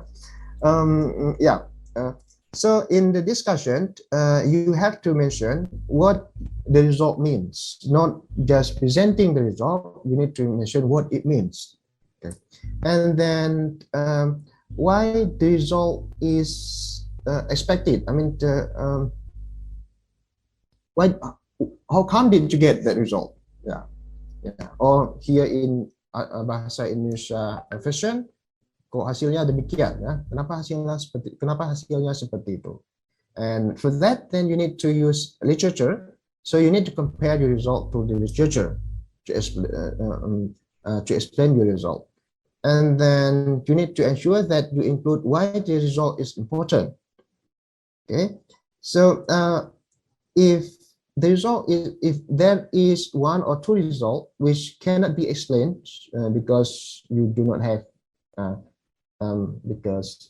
you do not have time to read literature, or because you just do not know what it means. So avoid presenting that information, yeah, because the reviewer will ask you why you will ask you to explain the result. So if you cannot explain it, just do not put it there. Yeah. And for that, yeah, let's take a look at the example here. Sorry about the colorful example. Yeah. Here you can. This is in the discussion section. So in the first sentence, you can see that the author here is presenting the result. So the result is there were positive, moderate to strong correlations between the variables for teachers, for all teachers. Okay. And then the second sentence explains what it means. So this question suggests, so this is what the result means. So in the third sentence here, why the result why the result is as expected. Kenapa hasilnya demikian is provided in the third sentence. Kemudian the rest of the sentences relate or compare the result of previous studies with the result of our study.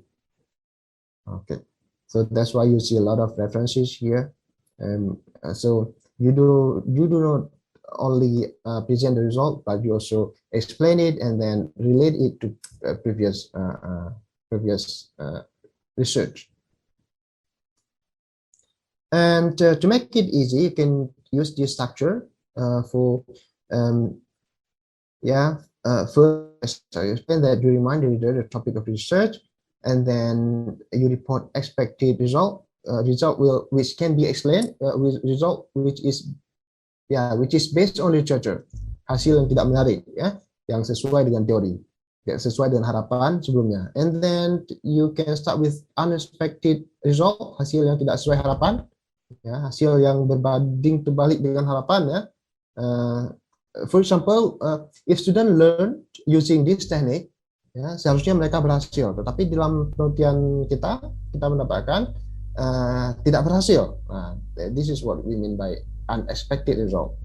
Okay, and then we need to explain why the result is unexpected. Kenapa hasilnya tidak seperti yang diharapkan. Okay.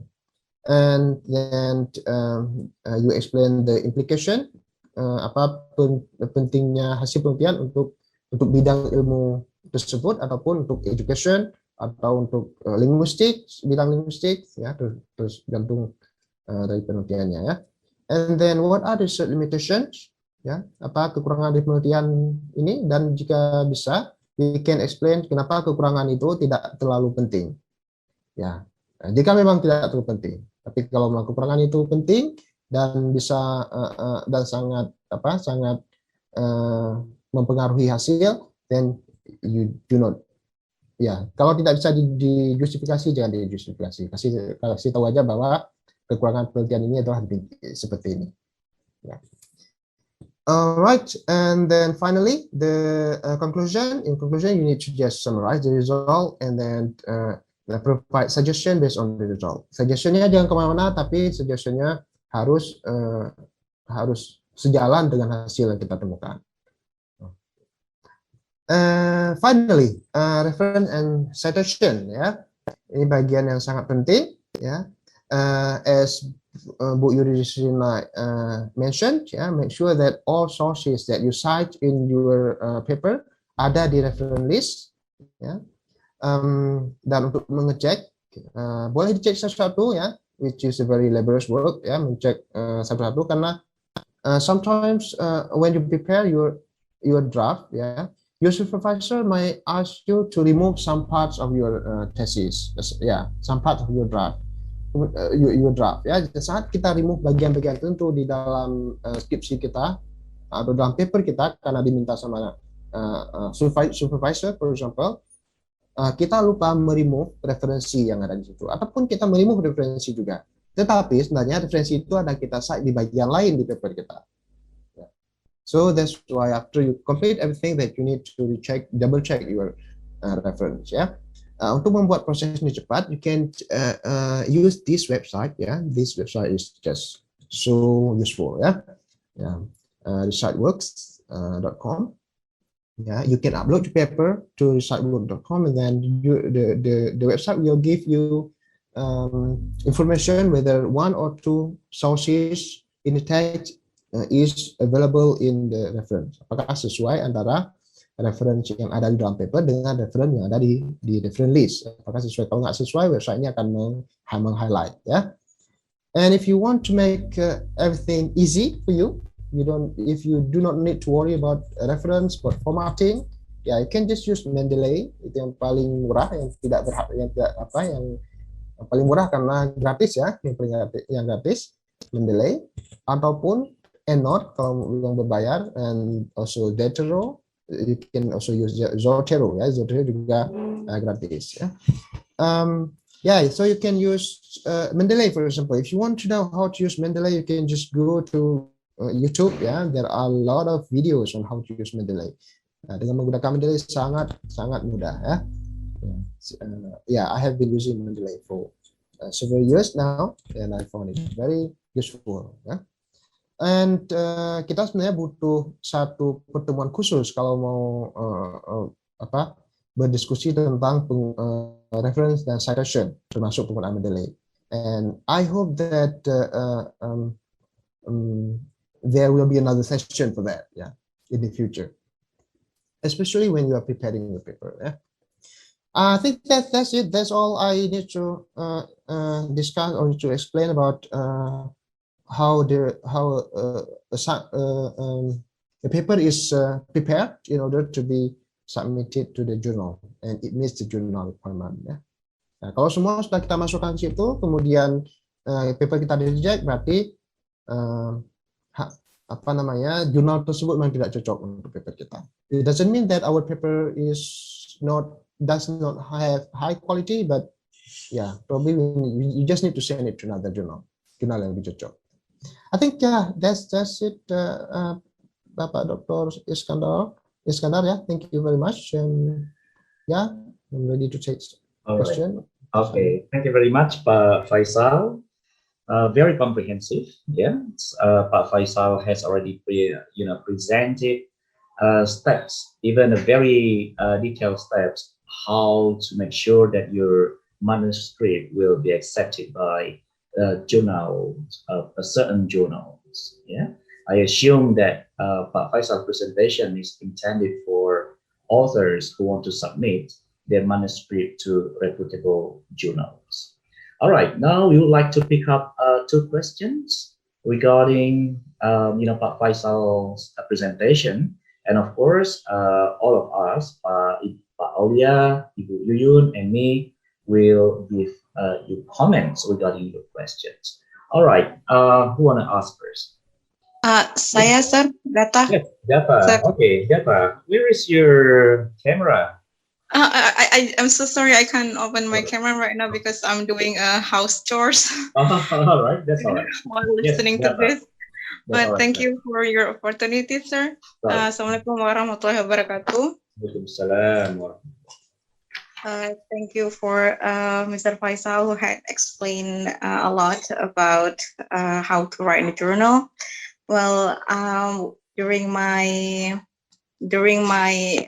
thesis writing, I have a problem in writing discussion actually, and it was really confusing for me at the first time.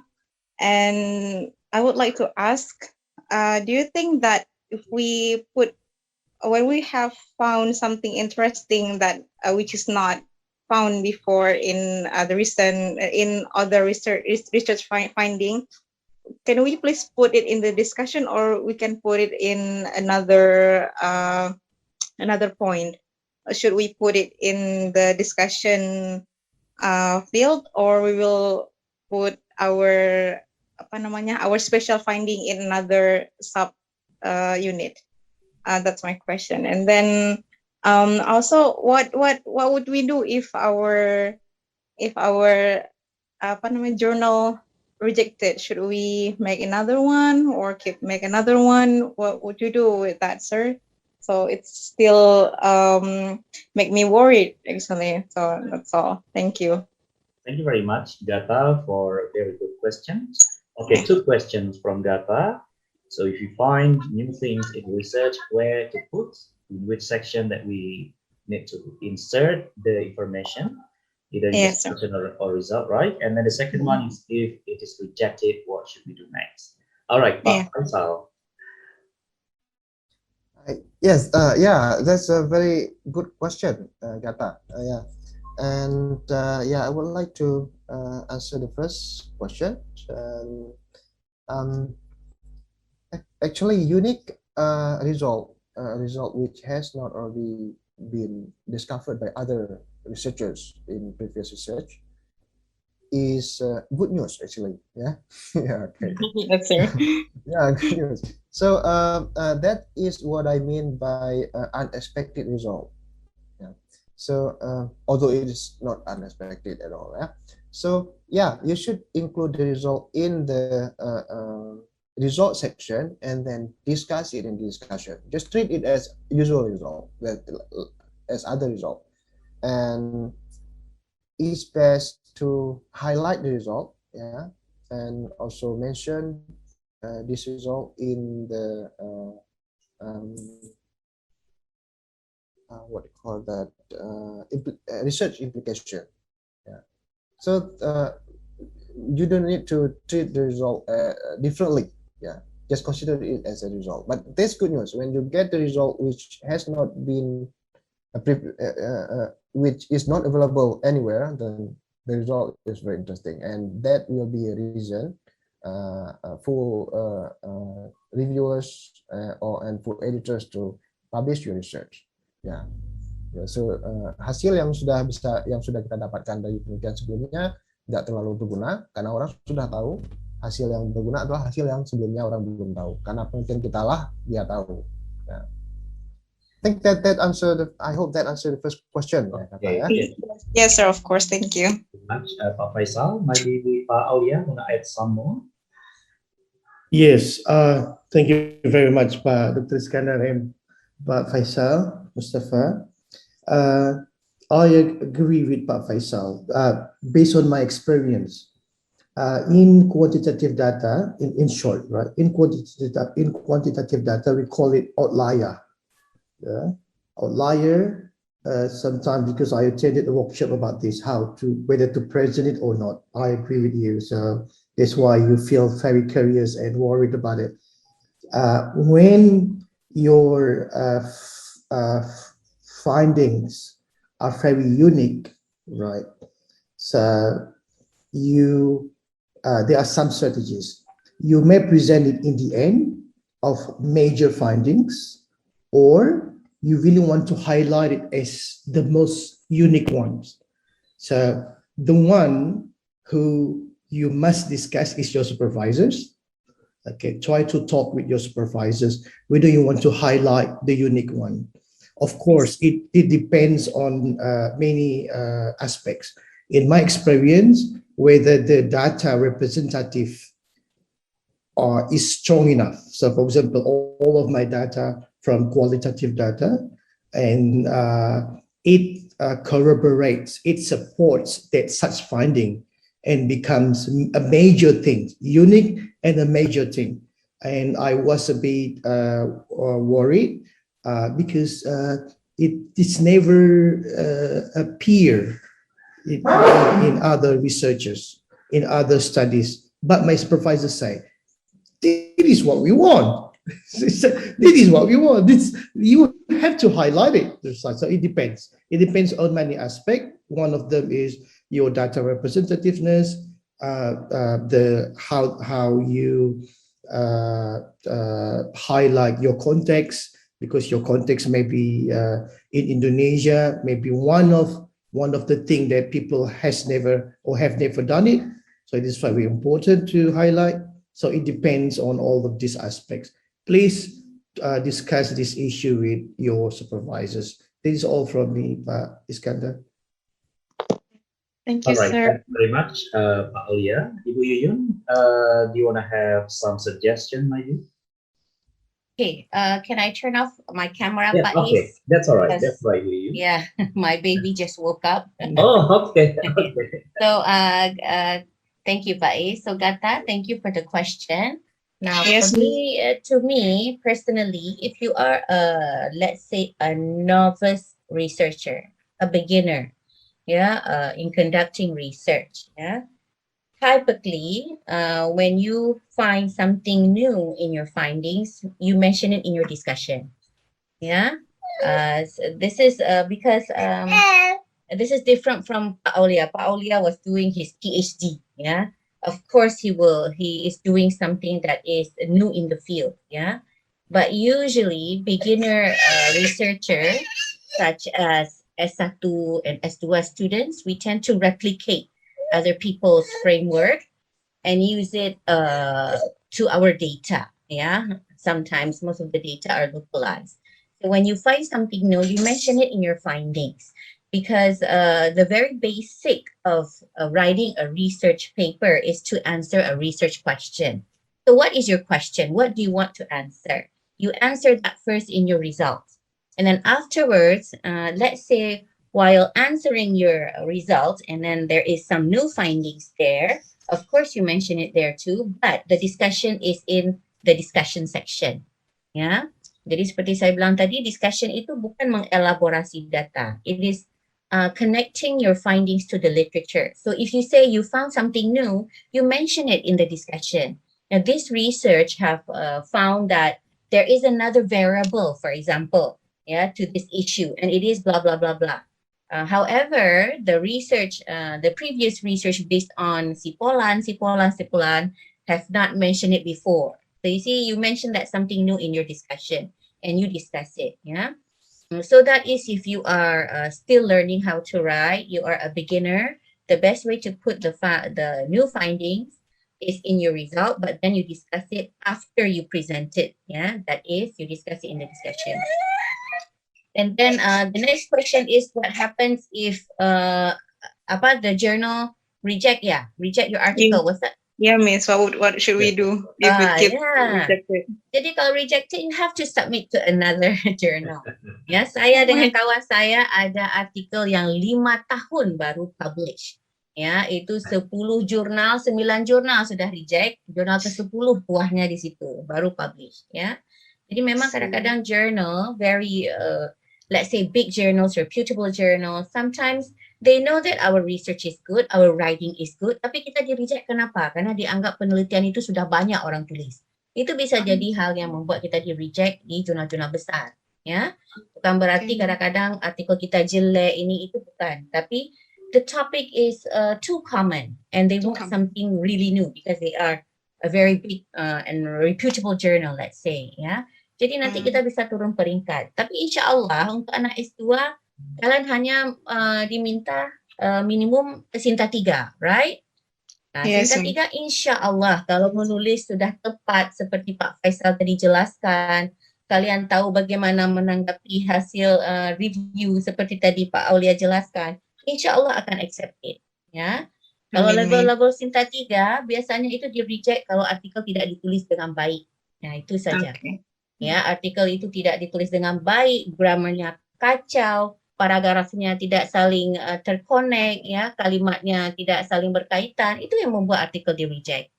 Ya, itu yang paling dasar. Jadi insya Allah, if you follow the tips as Pak Faisal have explained, how to write the introduction, how to write the literature review, how to present the references, insya Allah it will be accepted, by a journal in Sinta 3. And then once you get the result by the reviewer, you know the process like Pak Aulia have explained, inshallah everything will go smooth for you during the revision. Ya, so don't worry. Ya, don't worry. Itu saja yang harus kalian perhatikan. Apa yang sudah ditulis dibaca. Jangan setelah tulis tidak baca, mengharap-harap pembimbing yang baca. No. That's your job to read what you have written. Ya, kami pembimbing membimbing, namanya saja pembimbing. Kami bukan proofreader, kami bukan editor, ya. Kami pembimbing, ya. Nah, jadi kita bimbing bagaimana framework yang betul, ini arahnya kemana, itu tugas kami, ya. Miss. So what you have written, you must reread. Jadi jangan sampai tadi ada orang copas-copas tesis buat artikel, nomor tabel pun lupa diedit, ya. Oke. Ya, begitu saja tips dari saya, Pak Is. Okay, thank you very much, Ibu Yuyun, for the response. Okay, I would like to pick up a question from Irayuni. Yeah, Irayuni? Yes, please. Okay, thank you, sir. Assalamualaikum warahmatullahi wabarakatuh. After graduating my bachelor degree in 2009, I became a teacher. I know how to teach, probably. I know how to make design strategy in learning process, probably.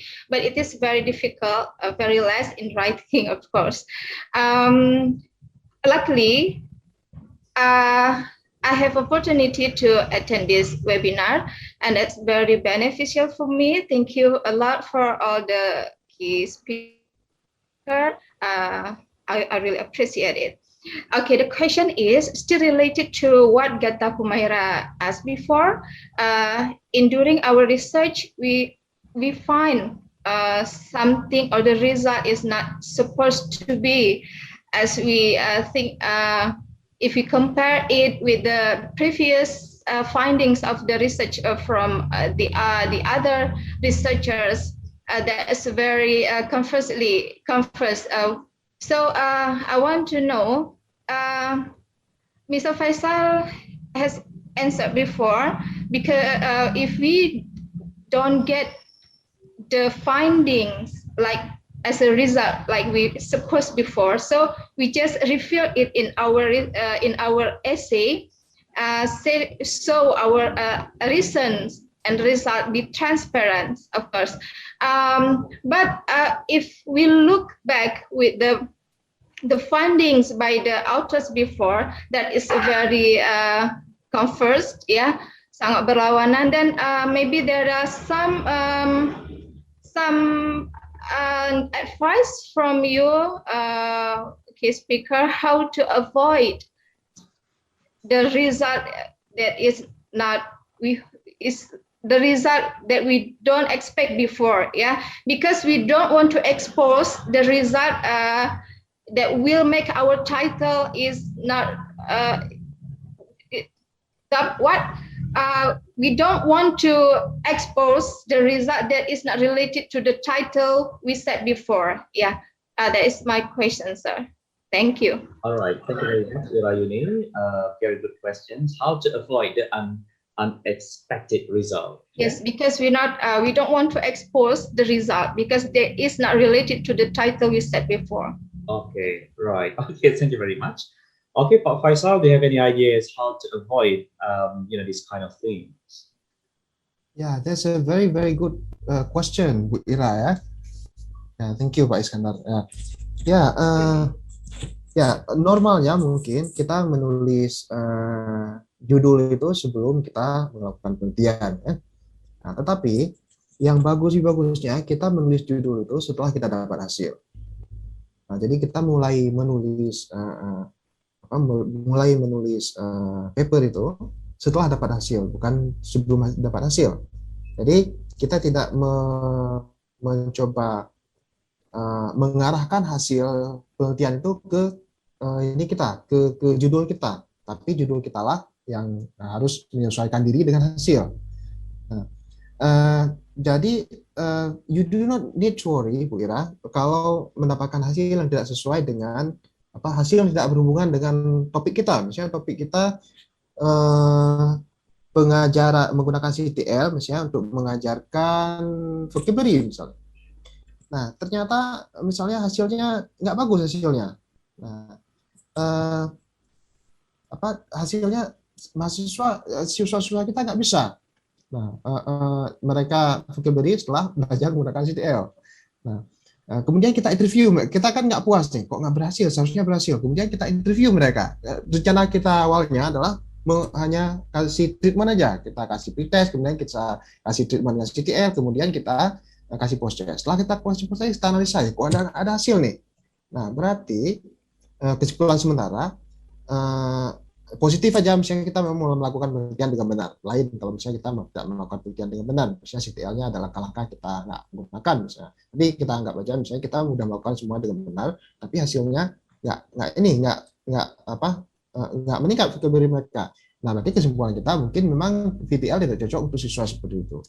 Nah, kita kan nggak mau present hasil yang tidak berhasil. Nah, oke. Kemudian kita mencari cara lain, coba kita interview mereka. Nah, kemudian setelah kita interview mereka, kita dapatkan hasilnya, yang hasilnya itu tidak ada hubungannya dengan penggunaan CTE dalam mengkajian vocabulary. Mungkin hasilnya ke motivasi. Nah, mereka ternyata tidak termotivasi belajar dengan guru A misalnya. Nah, jadi kan udah lain hasilnya, tidak ada hubungannya lagi dengan cara kita. Nah, jadi kita bisa menulis judul kita. Nah, mungkin peran motivasi di dalam pembelajaran vocabulary. Tidak ada hubungan lagi dengan rencana kita awal. Jadi judul kita lah yang harus menyesuaikan dengan hasil. Bukan hasilnya harus kita sesuaikan dengan judul. Nah, jadi judul di akhirnya nanti. Nah, begitu dapat hasil yang tidak ada tadi mungkin bukan unexpected yang maksud Ibu Ira, yang maksud Ibu Ira hasil yang tidak ada hubungannya dengan penelitian kita. Nah, berbeda dengan misalnya kita mahasiswa yang lagi membuat tesis, itu tidak boleh seperti itu kan. Karena membuat tesis kita buat judul dulu, kemudian kita buat introduction-nya, kemudian kita buat literature review, kemudian kita buat method. Itu karena kita mesti belajar meneliti. Jadi semuanya harus kita rencanakan sebelum kita lakukan. Perencanaannya harus sistematis. Nah, jadi kalau ada di dalam dalam tesis hasil yang kita dapatkan untuk penelitian tesis tidak ada hubungannya dengan question kita, itu mungkin Pak Aulia dan Bu Yusina bisa menjawab lebih bagus, tapi menurut saya itu tidak perlu kita masukkan ke dalam ke dalam hasil kita. Nah, kecuali kita mau merubah kembali dari introduction, kemudian literature review mungkin harus ditambahkan variabel lain, kemudian di method yang harus ditambahkan variabel lain di method, itu ada instrumen lain mungkin di method, itu boleh saja ya, tapi mungkin keterbatasan waktu ya yang membuat kita sebaiknya menghindari saja, tidak usah masukkan hasil yang tidak berhubungan dengan penelitian kita. Mungkin demikian Pak Iskandar, mungkin ada yang lain. Okay, thank you very much, Pak Faisal, for a very good response. Okay, Pak Aulia, do you have any further comments regarding to the questions?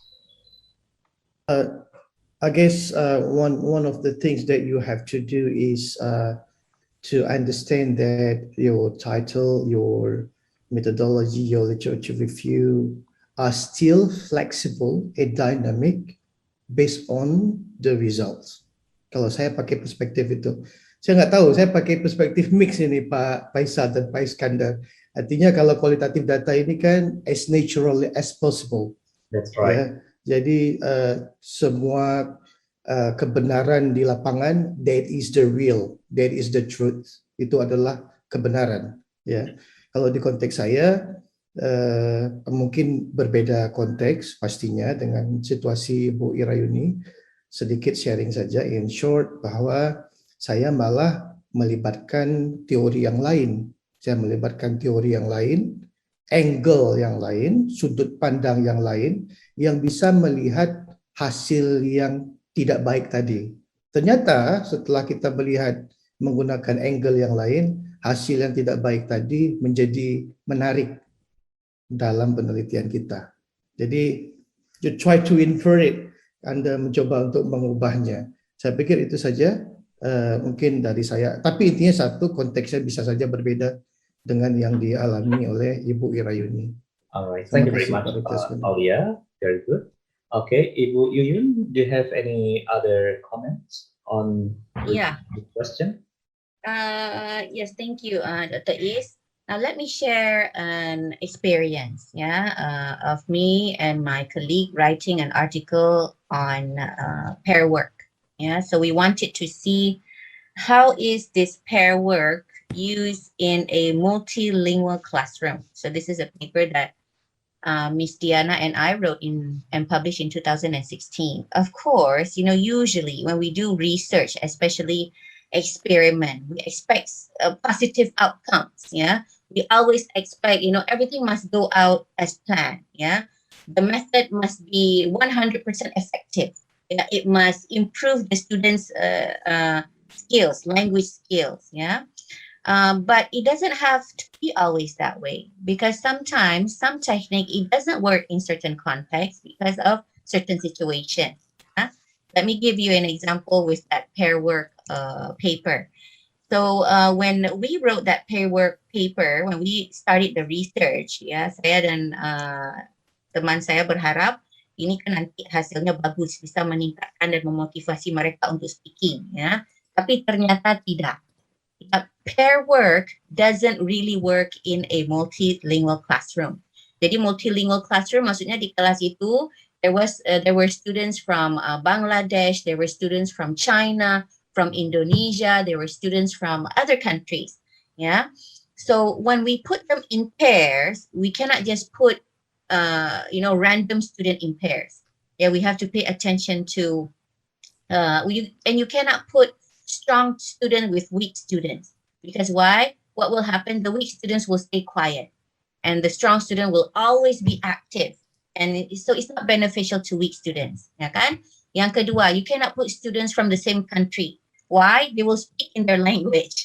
If you put Chinese students together, they will speak in their own language the whole through the class process. Yeah. And then what happens? They don't learn anything in English. They're discussing the topic not in English but in Chinese. Yeah. So you see, in that situation, pair work doesn't work. Yeah. So again, ini kembali ke pertanyaan tadi. Ini kita bahas di discussion.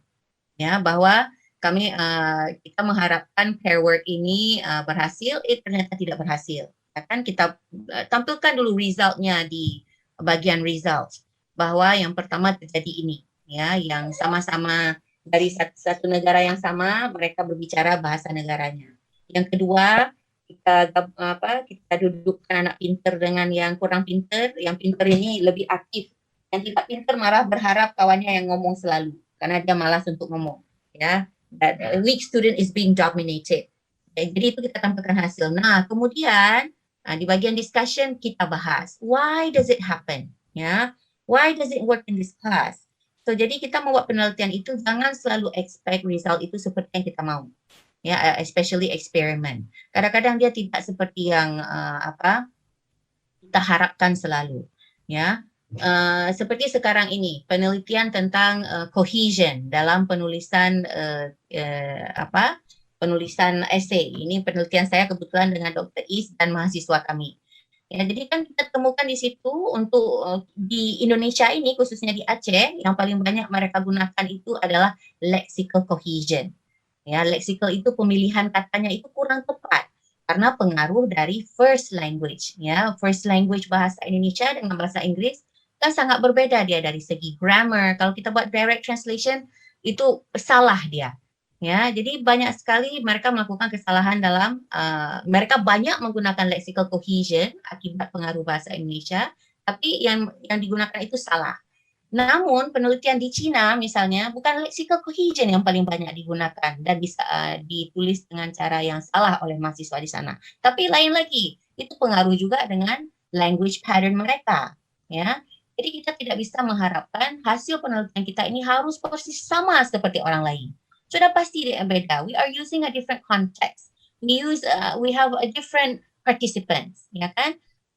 Our facility is different, ya. Jadi di sini kita berpedoman dengan mengandalkan papan tulis, di sana mereka sudah pakai komputer misalnya. So you see, we disitulah dia fungsi discussion.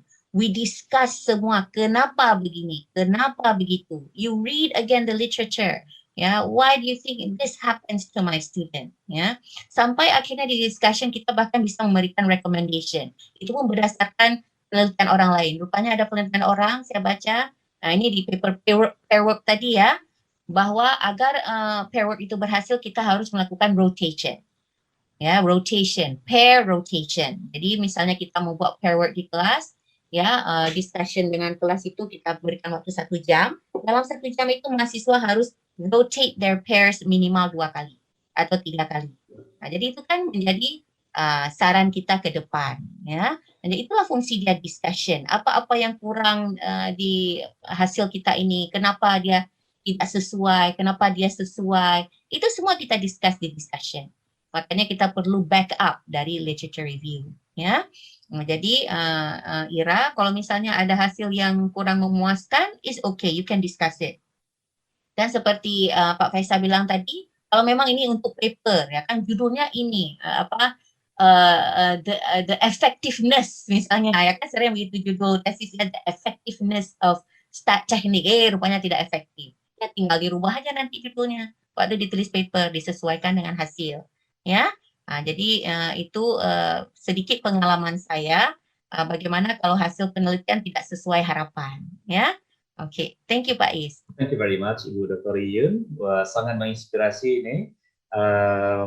Respon dari ketiga keynote speaker kita pada hari ini ya, Ira. Mudah-mudahan, of course, this will benefit all of us. Okay, I think we are. This is 11:30 already. I think I wonder that we should end this session. Okay, is that all right, Ibu Yun, Pak Aulia, dan Pak Mustafa, Pak Faisal? Yes, Pak. All right. Okay. No problem. Well, thank you very much once again to all of us. I think now we are at the end of the session, and of course there are many important and interesting points that we can take from our speakers and also from students who ask questions. And I'm sure that this will benefit us all. Okay, but before we end the session, I would like to take a photo of all of us, and please activate your camera. All right, so we take this one as our documentation. Wait, sir. Okay, right. Okay, Gata.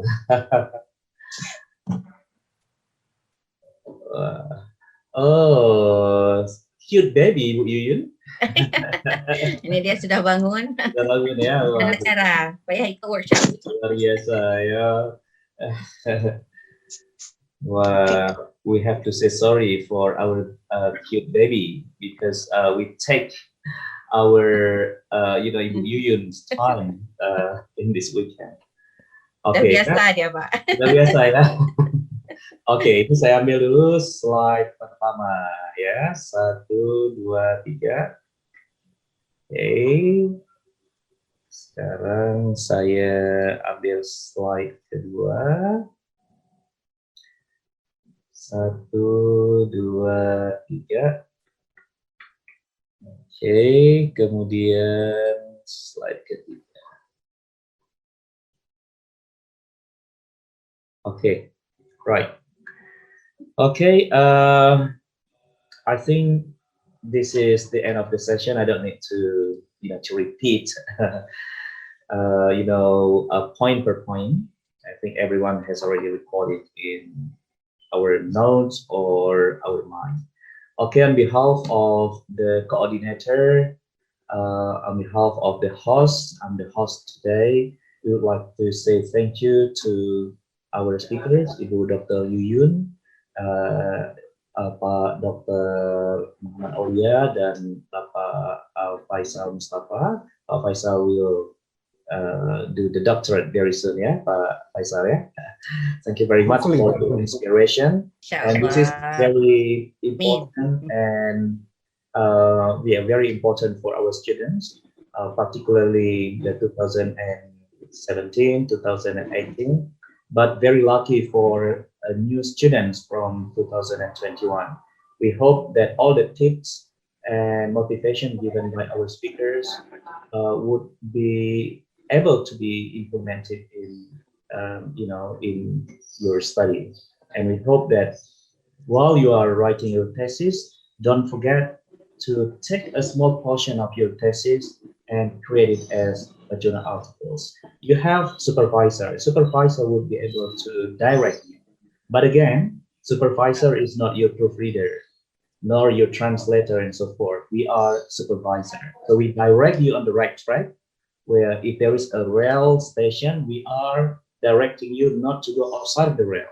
So that is our job, but not to proofread your grammar and then to do the edit, to write your thesis. That is totally not. All right. So we need to mention that one. And I think, Pak Faisal, has given, an opportunity later on. If we have time, we could invite him again to our webinar like this, talking about the, referencing, how to write the referencing style in our journal articles. And we hope that all our distinguished speakers would be able to give a contribution again to us, so that our purpose to having high qualification of students writing would happen, inshallah. Okay, I think we should end the event today by saying Alhamdulillah. Wassalamualaikum warahmatullahi wabarakatuh. Waalaikumsalam Thank you, warahmatullahi sir. wabarakatuh. Thank you. Yeah, thank you. Thank you, sir. Thank you, Pak Dr. Aulia. Okay. Thank you very much, Bu Yun and Pak Faisal. See you again and have a good weekend, okay? Umar, see you again. Okay, Pak. Okay, Pak. And so forth. And so forth. Okay, see you again. Bye.